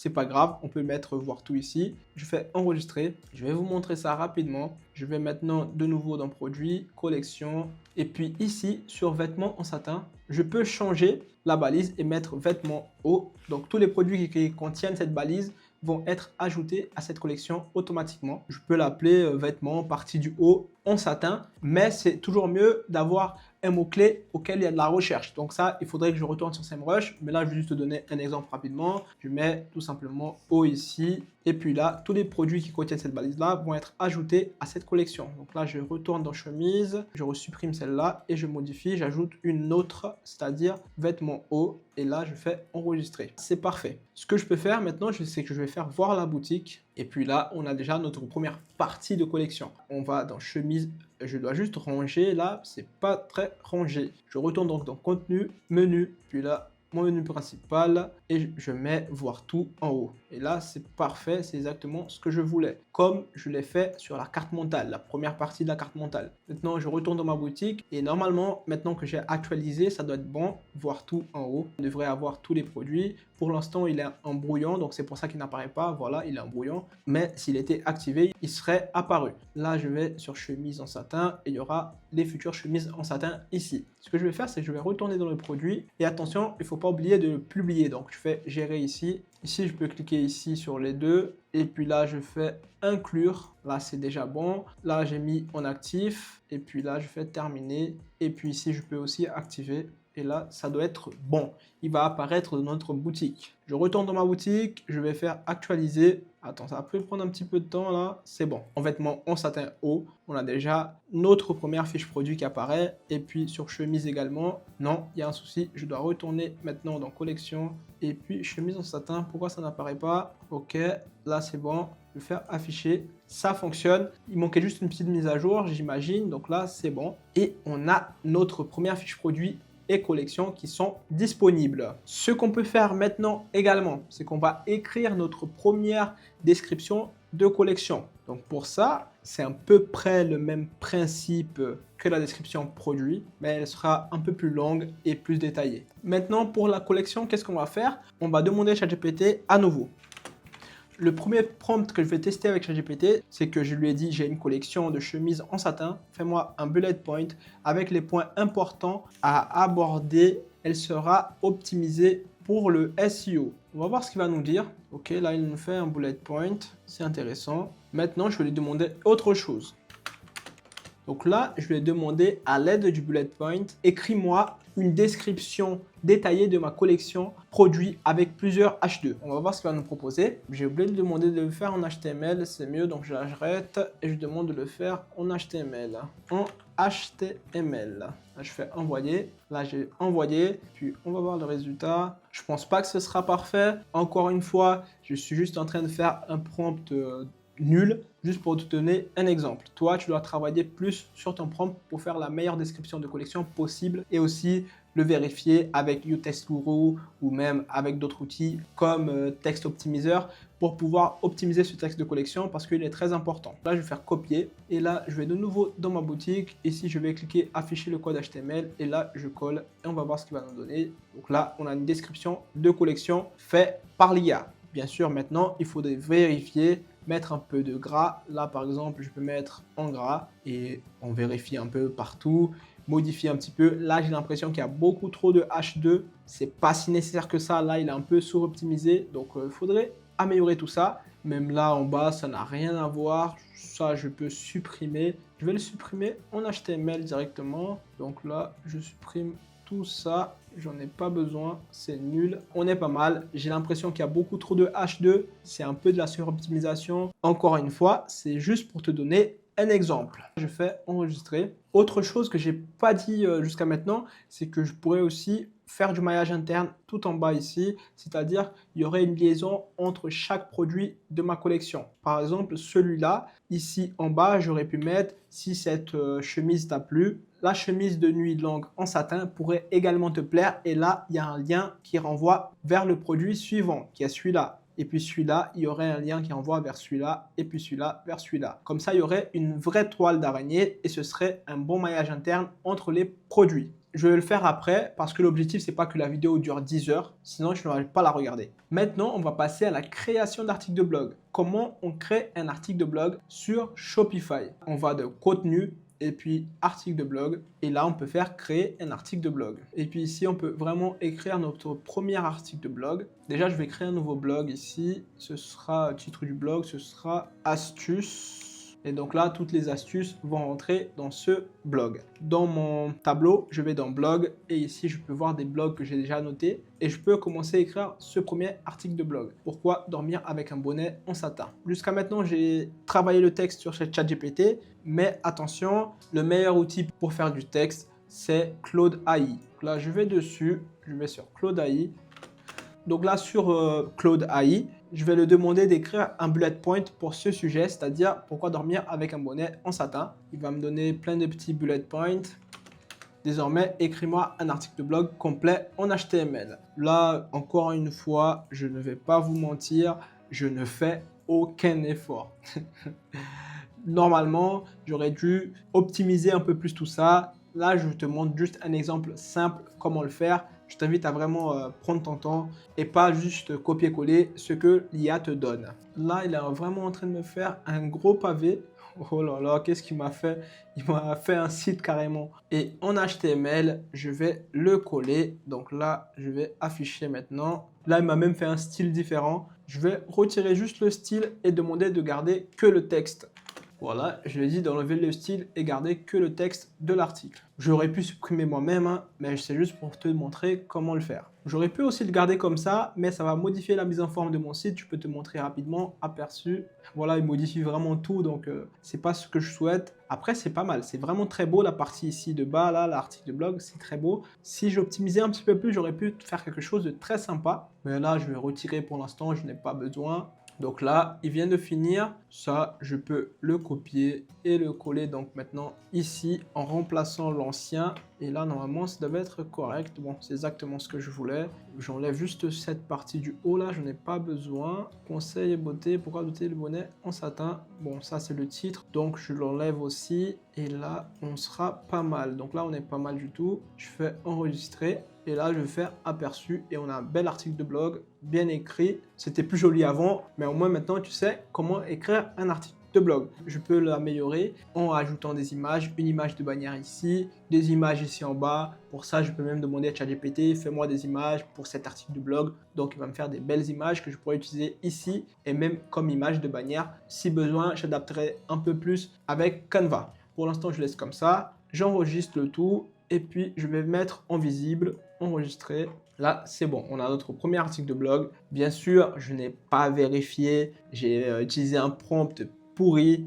Toi, je t'invite à prendre ton temps. Encore une fois, ne fais pas les choses brusquement. Moi, je le fais rapidement comme ça parce que je fais une vidéo YouTube et que je ne veux pas que la vidéo dure 20 heures, en tout cas pas celle-là. Si ça t'intéresse que je fasse une autre vidéo très longue qui va me demander beaucoup de travail, je peux la faire également par la suite. Et donc là, ça rentre très bien dans le blog astuces. Pour les articles de blog, je peux faire à peu près la même chose que les produits, c'est-à-dire que je fais un maillage interne entre mes articles de blog. C'est-à-dire que celui-là va renvoyer un lien vers le prochain et le prochain renverra un lien vers le prochain et ainsi de suite. Là, c'est du contenu evergreen, c'est-à-dire c'est un contenu que des personnes peuvent chercher toute l'année. J'aurais pu écrire un contenu un peu plus news, quelque chose qui vient d'arriver, et j'écris directement ce contenu par rapport à cette chose-là. En suivant la tendance. Côté réseaux sociaux, est-ce que tu es obligé de créer des réseaux sociaux quand tu travailles ton SEO? Ce n'est pas obligatoire, mais tu peux le faire. Même si tu ne souhaites pas travailler avec Instagram ou même TikTok, tu peux créer un compte TikTok juste pour créer une plus grande confiance client. Tu crées un petit compte TikTok, Instagram, tu mets 2, 3, 4 posts et puis quand quelqu'un va rentrer sur ton site web, en bas, elle va voir que tu es disponible sur Facebook et Instagram et potentiellement, ça va apporter plus de confiance. Si vraiment tu essaies d'avoir, on va dire, une centaine d'abonnés, c'est déjà très bien. Comme ça va servir juste à donner de la confiance à ton potentiel client si tu ne veux travailler que ton SEO.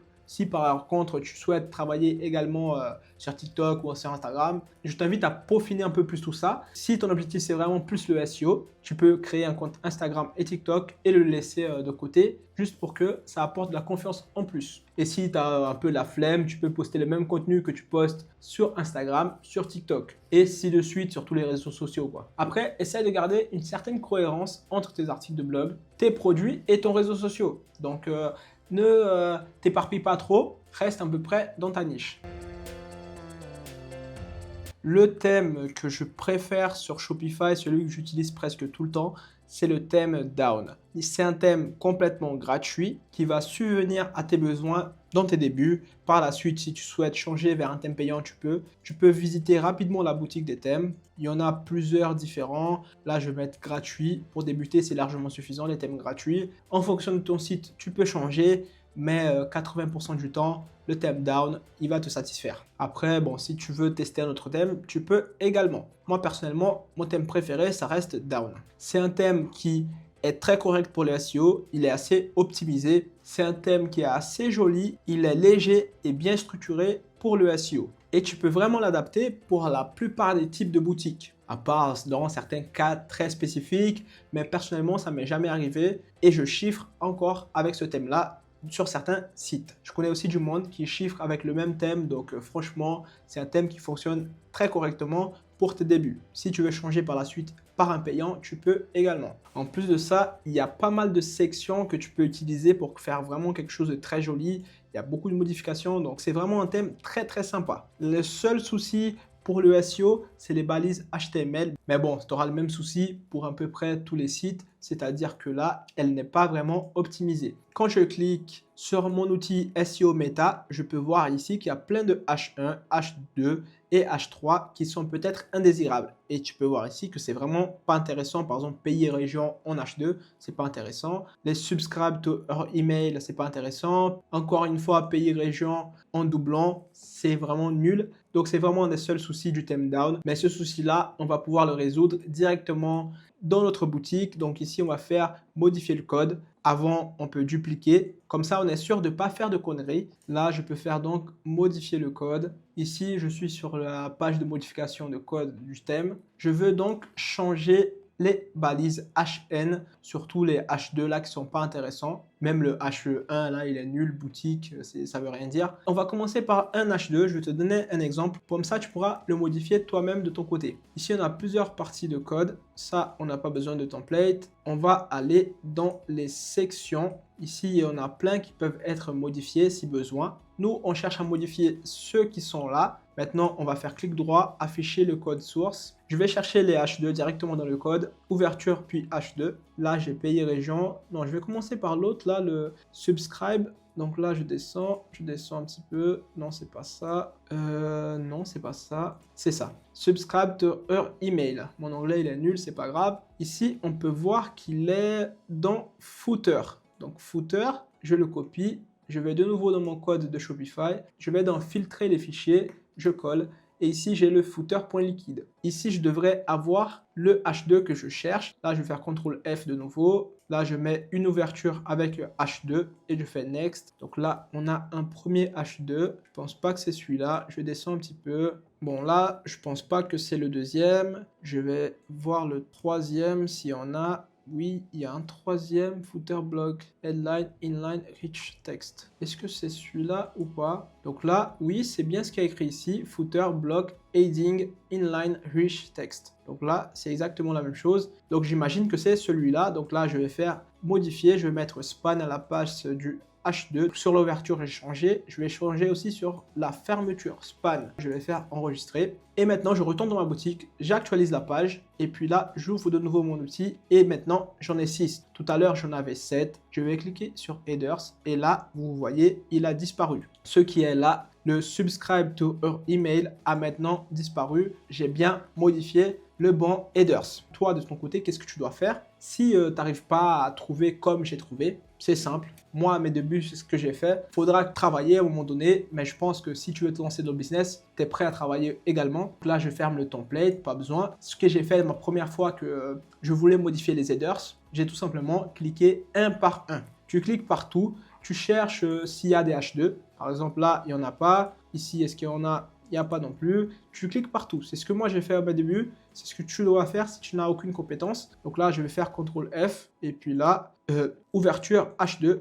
Et je recherche. Il n'y en a aucun. Je passe au suivant. Et ainsi de suite. Et je teste. C'est-à-dire que je remplace le H2 par span. Si je vois que ça ne modifie rien dans mon site, je remets comme c'était avant jusqu'à ce que j'ai modifié tous les headers que je souhaite modifier. Ça va prendre un peu de temps, mais une fois que c'est fait, c'est fait. Par exemple, là, on a un H3. J'aurais pu le modifier, tester, voir si c'est bon ou pas. Qu'est-ce que c'est concrètement les H1, les H2 et les H3? Là, je vais te donner un exemple. On va imaginer qu'il y a un article de blog sur les recettes de gâteaux. Le H1, c'est toujours le titre. Il peut y avoir un seul H1, comme il peut y avoir un seul titre. Et puis ensuite, il y a des sous-titres. On peut avoir le H2, qui est le deuxième, le plus important après le H1. Et puis de nouveau, un autre H2. Et puis en bas, on a ce qui est un peu moins important, c'est le H3. On peut donc utiliser également une ordre logique. Ces balises sont utilisées pour structurer le contenu d'une page en titre et sous-titres hiérarchiques. Tu peux avoir plusieurs H2, plusieurs H3, il y a même des H4, H5, etc. La plupart du temps, on s'arrête au maximum H4. Tu ne peux avoir qu'un seul titre, donc qu'un seul H1, et puis plusieurs sous-titres avec plus d'importance et un peu moins d'importance. Pour le SEO, les headers aident Google à comprendre la structure de ta page et les sujets plus importants que tu souhaites aborder et un peu moins. La balise H1, c'est le titre, et puis il y a les balises H2 jusqu'à H6 qui vont servir aux sous-titres en ordre logique. Je t'ai fait un petit cours de balises headers. On va dire que j'ai tout vérifié et tout est bon. Là, je peux fermer. Si j'avais commis une erreur, j'aurais pu reprendre la copie. Comme tout a l'air correct, je peux laisser comme ça. Et c'est à peu près le même principe si tu as une personnalisation que tu ne trouves pas dans le thème et que tu as envie de faire. Ça reste un petit peu plus avancé, mais par exemple, on va dire que sur ta page panier, là, tu veux mettre un compteur. Ce que tu peux faire, tu vas sur ChatGPT, on va ouvrir une nouvelle conversation et là, tu lui demandes de faire un compte à rebours que tu vas mettre dans ta page de panier de ta boutique. Après, bien sûr, s'il y a des petits soucis qui arrivent, tu lui demandes d'adapter tout ça, mais généralement, tu pourras faire quelque chose de très joli à l'aide de ChatGPT sans savoir coder. Ce que tu dois savoir faire, c'est savoir poser des questions correctement et exprimer ce que tu souhaites. Tu lui demandes de te faire un timer que tu vas mettre sur ta page panier et tu lui dis où je dois mettre. Tu poses les questions exactement,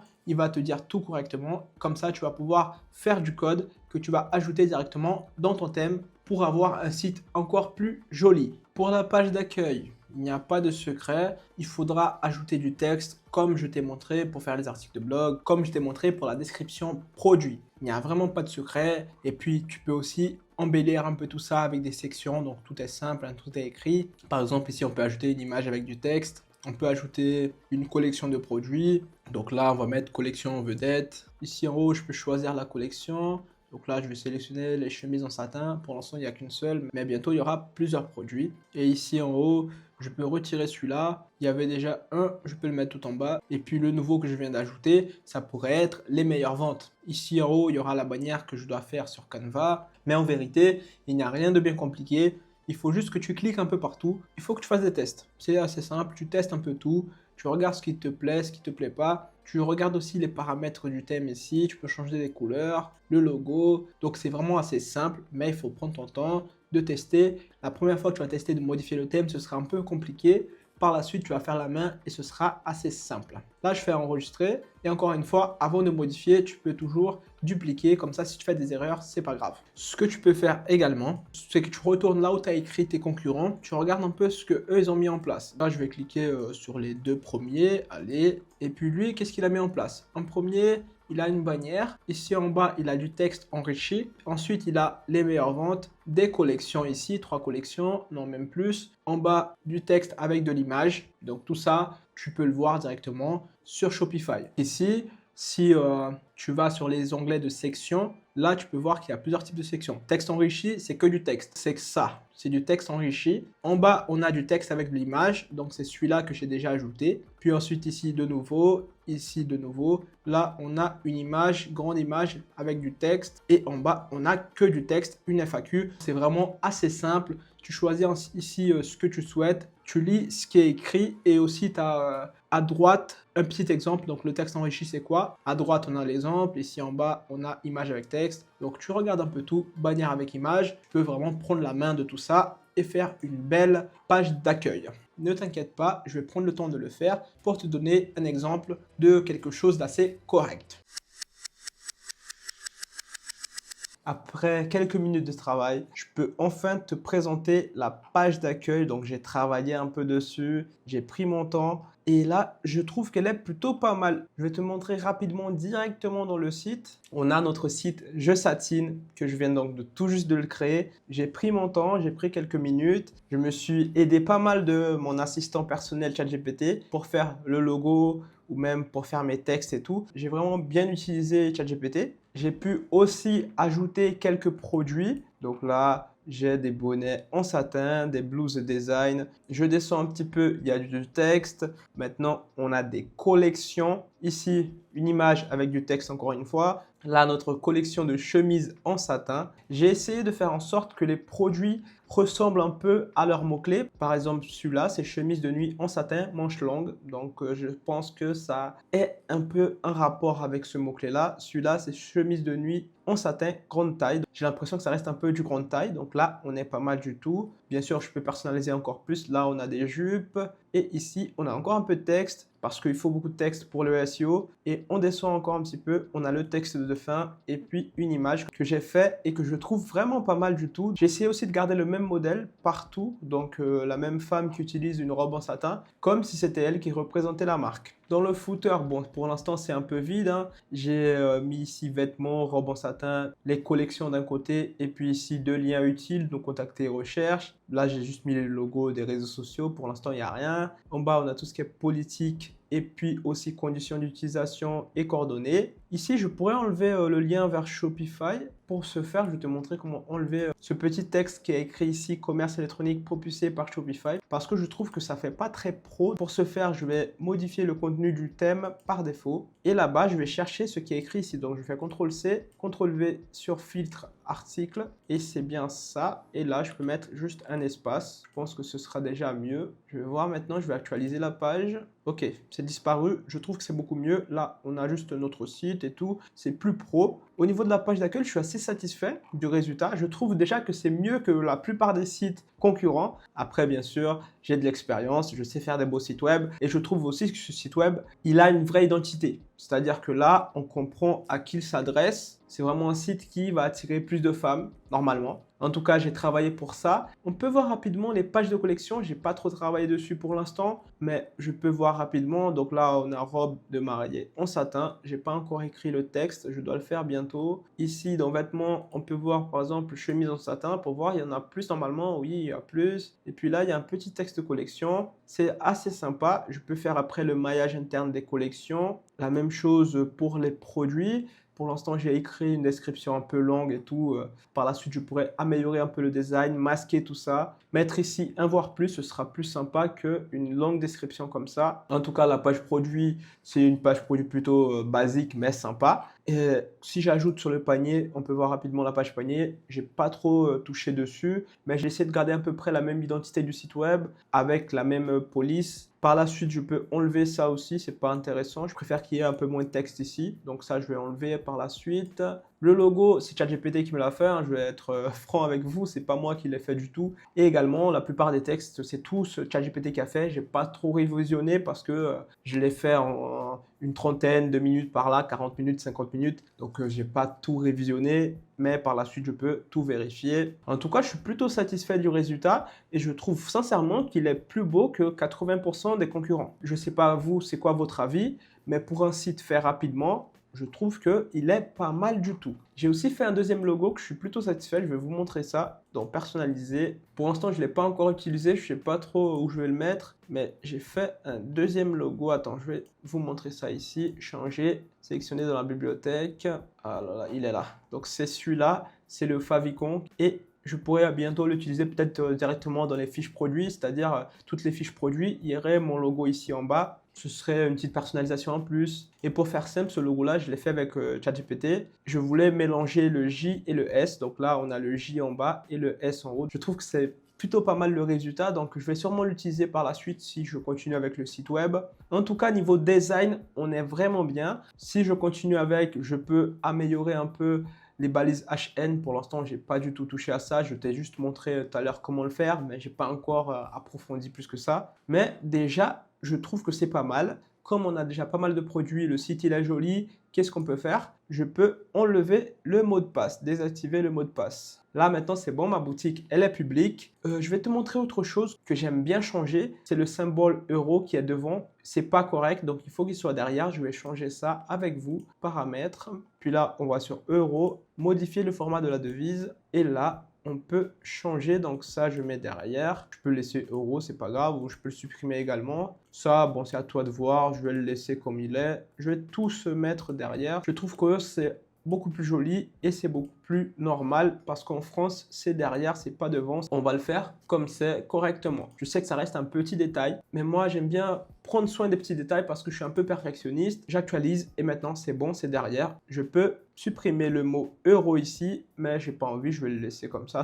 va. Maintenant que tout est bon, le site il a été ouvert, je peux aussi activer les moyens de paiement. Je peux utiliser Shopify Payment. Je peux faire ici terminer la configuration du compte. Là, je soumets mon entreprise et puis là en bas, je fais les vérifications et j'ajoute mes coordonnées bancaires. Je peux aussi le faire avec Stripe, c'est les deux meilleurs. Malheureusement, il n'y en a pas d'autres qui sont au niveau. Donc ici, je peux voir tous les autres fournisseurs. Et là, on a Stripe. Il y a aussi d'autres. Si tu n'es pas éligible à Stripe ou même à Shopify Payment. Mais bon, ils ne sont pas ouf du tout. J'aime pas trop. Personnellement, je préfère Stripe et Shopify Payment. Mais il y a des bonnes possibilités. Par exemple, Molly, ça reste une bonne possibilité. Qu'est-ce qu'on a là? Payoneer, je les utilise de temps en temps. On a 2-3 qui peuvent être intéressants, donc à toi de voir en fonction de ce que tu peux utiliser, de ce que tu préfères. Mais tu le sais bien, c'est obligatoire parce que sinon, tu ne vas jamais recevoir ton argent. Ça, je vais faire par la suite. En tout cas, je suis plutôt satisfait du résultat en global. Je peux vous montrer aussi la page de paiement. Après, bon, ça reste la page de paiement de Shopify basique, quoi. Mais je peux te montrer rapidement. J'ai changé la couleur derrière. J'aurais pu laisser en blanc, mais bon, je trouve que ça va comme ça. Et puis là, bon, c'est la page basique de paiement, quoi. Il n'y a pas de secret ici. Je peux te montrer ici rapidement sur ChatGPT. J'ai vraiment utilisé pas mal ChatGPT pour le design du site, pour qu'il m'aide à faire quelque chose d'adapté au potentiel client. Je lui ai posé pas mal de questions, comme tu peux voir ici, que ce soit pour les couleurs que je vais utiliser, pour la police que je vais utiliser. Donc toi, je t'invite à faire la même chose, demander à ChatGPT pour t'aider à faire un site vraiment personnalisé à ton potentiel client. Ici, tu peux voir que le logo, c'est lui qui m'a fait. Après, je lui ai demandé de faire avec un arrière-plan transparent. Ici, c'est le logo avec un S et le J ici que j'ai bien aimé. Là, tu peux voir que j'ai demandé encore plus de choses. J'ai vraiment travaillé main dans la main avec ChatGPT pour la création de ce site, en tout cas pour son design. Il y a encore des améliorations possibles, mais je trouve que c'est vraiment pas mal du tout pour un site fait assez rapidement. Maintenant qu'on a la première version du site, qu'est-ce que je peux faire? On a besoin d'analyser nos futures données. Qu'est-ce qu'il faut qu'on fasse? Il faut maintenant qu'on ajoute la Google Search Console. Donc là, tu tapes Google Search Console sur Google. Je vais cliquer sur le premier lien, puis là, commencer maintenant. Pour ajouter mon site à la Search Console, je choisis domaine ou bien préfixe de l'URL. Je vais choisir celui-là, ça ne change pas grand-chose, les deux, ça sert à la même chose. Du coup, je fais choisir celui-là et là, je fais continuer. Maintenant, il me demande de valider la propriété, valider que ce nom de domaine m'appartient. Ici, j'ai plein d'options. Ma préférée, celle que je trouve la plus simple, c'est associer un enregistrement DNS à Google. Ici, je dois copier ce texte. Je me rends là où j'ai acheté mon nom de domaine. Moi, je l'ai acheté sur Infomaniac. Je vais cliquer ici sur les 3 petits points, modifier la zone DNS. Et puis là, on a une vue simplifiée. Je vais faire ajouter un enregistrement. Maintenant, je dois choisir TXT. C'est le dernier. Toi, si tu as acheté ton nom de domaine autre part, c'est exactement la même chose. Maintenant, je fais suivant. Sur valeur, je vais coller ce que j'ai copié tout à l'heure dans la GSC. Ici, donc, je fais CTRL V. Maintenant, sur nom d'hôte, je peux mettre arrobas. Et là, j'ai l'impression que tout est bon. Je vais faire enregistrer. Là, je pense qu'on est pas mal. Et là, ici, tu peux voir que ça a bien été ajouté. Je retourne maintenant dans la GSC et là, je fais valider. Normalement, ça doit être bon. La propriété a été validée. Super. Maintenant, je vais faire terminer. Et là, je peux cliquer ici sur la gauche, propriété de recherche, je satine, je clique dessus. Maintenant, je dois attendre comme ça vient tout juste d'être ajouté. Mais ici, ce sera vraiment là où on va analyser notre site web futurement. Quand on va commencer à avoir de la visite, sur performance, on va pouvoir voir nos visites. Inspection de URL, on pourra inspecter une URL de notre site. Sur page, on pourra vérifier les pages qui ont été indexées. Sitemap, je vais l'ajouter dès maintenant. Pourquoi je vais l'ajouter ? Parce que c'est le plan officiel de ton site web sur Google. Ça permet à Google de trouver tes pages plus rapidement, que ce soit tes pages de collection, produits ou bien articles de blog. Ça permet aussi à Google de mieux comprendre la structure de ton site, donc de mieux indexer ton contenu. Si on n'ajoute pas le sitemap, Google peut potentiellement passer à côté de certaines de nos pages ou sinon les indexer trop lentement. Donc ici, sur saisir l'URL du sitemap, je vais écrire sitemap.xml.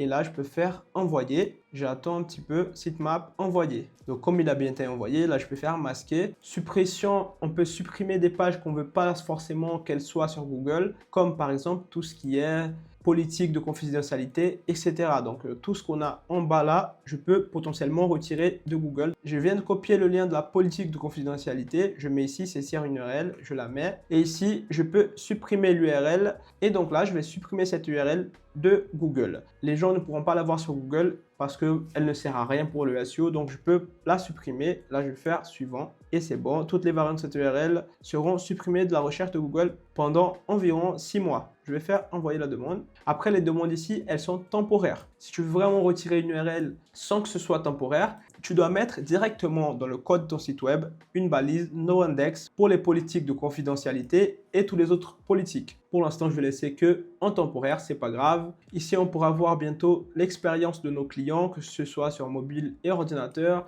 Action manuelle, c'est si on a un souci. Normalement, maintenant, j'en aurai aucun parce que le site vient d'être ouvert. Problème de sécurité aussi. Les liens, c'est là où on va pouvoir vérifier nos backlinks et, si besoin, enlever certains backlinks qui sont potentiellement toxiques. C'est vraiment important la Google Search Console parce qu'on va pouvoir analyser et adapter notre stratégie en fonction des résultats. Dans Performance, par exemple, on va pouvoir voir notre position sur certaines pages, celles qui fonctionnent le mieux, celles qui fonctionnent moins. Pour l'instant, comme je viens d'ajouter, c'est vide, mais bientôt, ce sera normalement blindé d'informations. Je viens tout juste de te dire que sur la Search Console, on va pouvoir voir tes liens, c'est-à-dire tes backlinks.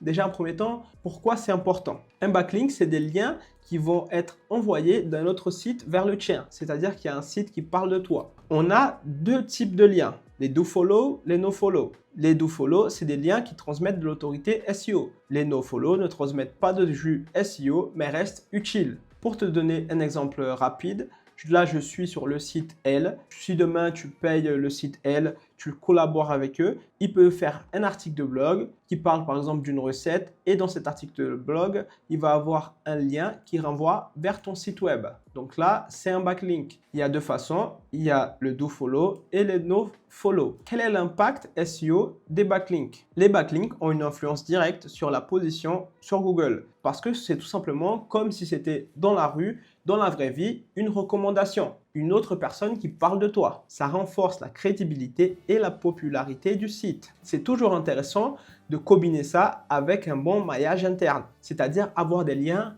de ton site qui renvoient vers ton site. Par exemple, ici sur ce texte-là, j'aurais pu ajouter un lien ici qui renvoie vers cette collection. Ou bien ici, je mets un lien qui renvoie vers ce produit-là. Donc ça, c'est un maillage interne. Pour avoir des backlinks de qualité, il y a plusieurs options. La première, ce serait de payer des sites comme Ahrefs. C'est efficace pour des liens ciblés, mais par contre, c'est payant. Il y a d'autres plateformes qui ressemblent à Ahrefs, mais de toute façon, c'est exactement la même chose. Ahrefs, c'est la plus grosse. C'est celle qui a un plus gros répertoire de sites. Donc, c'est pour ça que c'est celle que j'utilise le plus en tout cas. Puis après, on a l'option Ninja Linking. Je vais te parler de ça tout à l'heure. Et on a Linkuma. C'est pour avoir des liens pas chers. L'idéal, ce serait d'avoir de tout. Des liens plus chers, mais de meilleure qualité. Des liens gratuits et des liens pas chers, mais avec une qualité un peu inférieure. Pour le ninja linking, il y a plusieurs façons, que ce soit sur des forums spécialisés dans ma niche. On va dire que je suis dans une niche spécifique, par exemple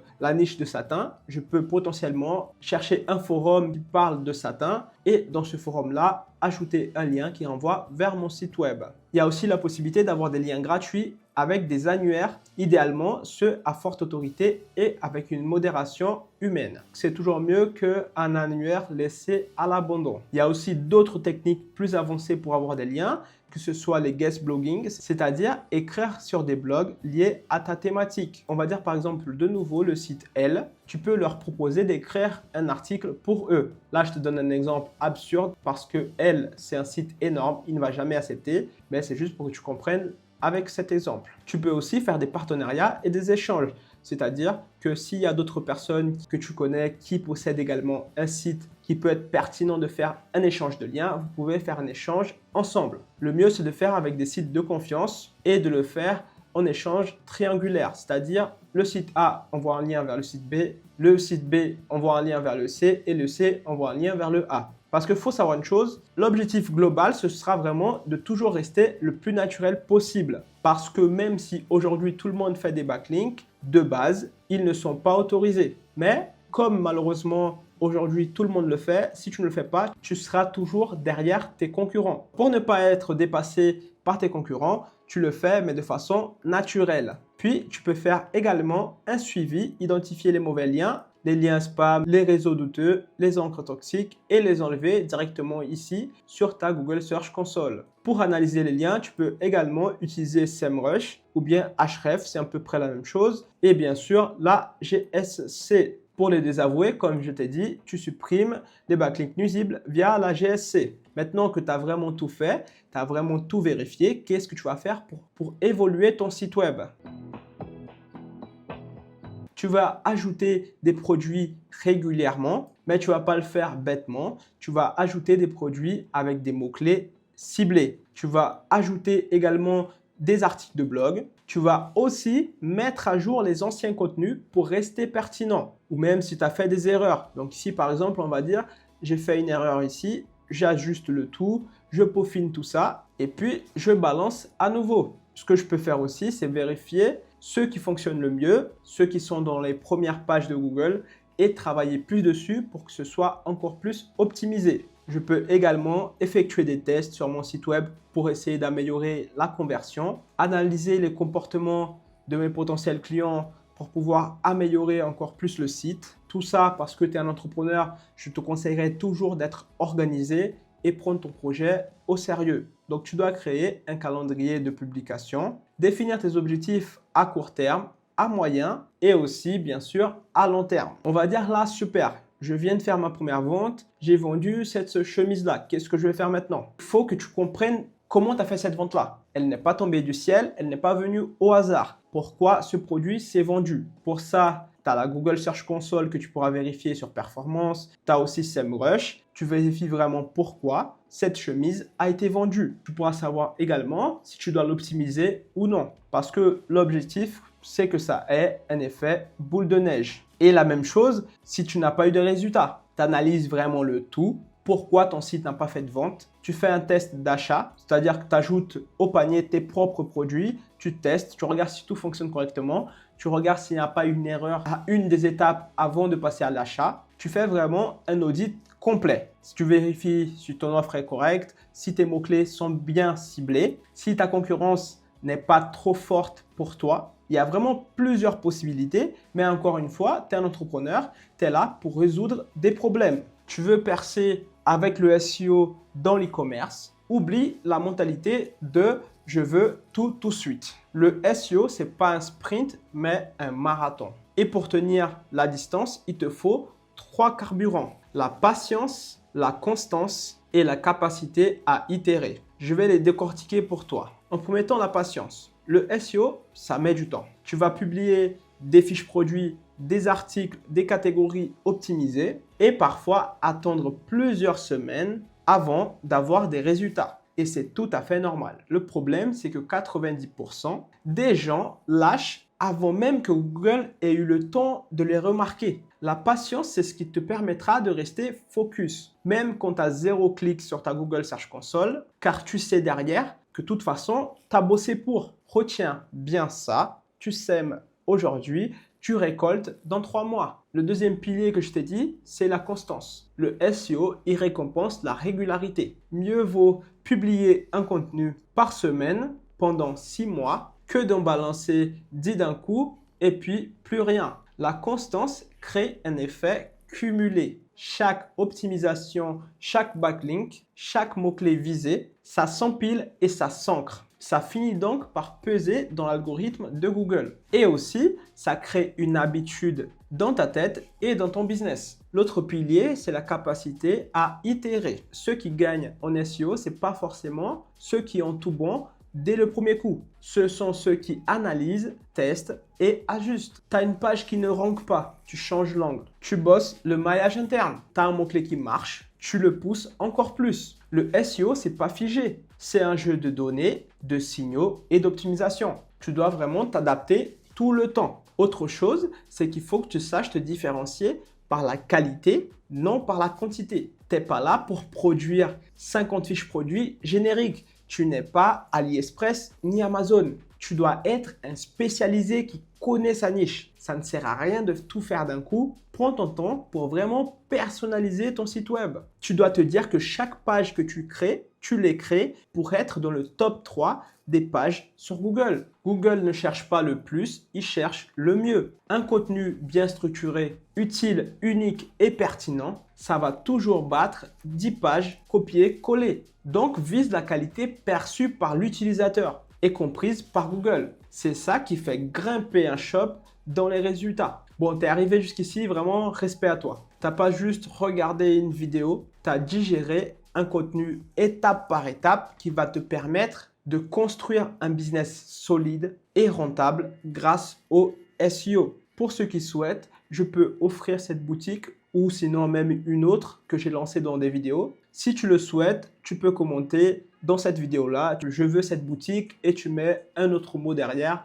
à toi de voir. Je laisse ton imagination et puis je vais donner soit cette boutique, soit une autre à un de ceux qui ont commenté. Maintenant que tu as tout vu, tu as deux options. Soit tu refermes cette vidéo et tu passes à autre chose et dans 6 mois, tu vas te demander pourquoi tu stagnes encore. Soit tu prends ce que tu as appris, tu appliques avec méthode et tu deviens un vrai entrepreneur e-commerce qui bâtit un vrai actif. Et pour t'y aider, je te mets à disposition un plan d'action gratuit. C'est celui qui m'a permis de passer de 0 à 10 000 euros avec le dropshipping SEO. C'est tout à fait complémentaire à cette vidéo. Donc le lien est dans la description et aussi dans les commentaires épinglés. On va se retrouver là-bas ou bien dans une autre vidéo si tu l'as déjà regardé. C'était Gabriel, je te dis à la prochaine. C'est à toi de jouer maintenant. Salut! Je suis content d'avoir fait cette vidéo, elle m'a demandé beaucoup de boulot, j'espère que vous allez apprécier. Laisse un petit commentaire, un like et abonne-toi, ça va permettre à d'autres personnes de découvrir cette vidéo et peut-être grâce à toi aussi changer leur vie et potentiellement donc réussir à avoir une indépendance financière. Les gars, avant de partir, sans vous mentir, c'est une des meilleures vidéos YouTube français.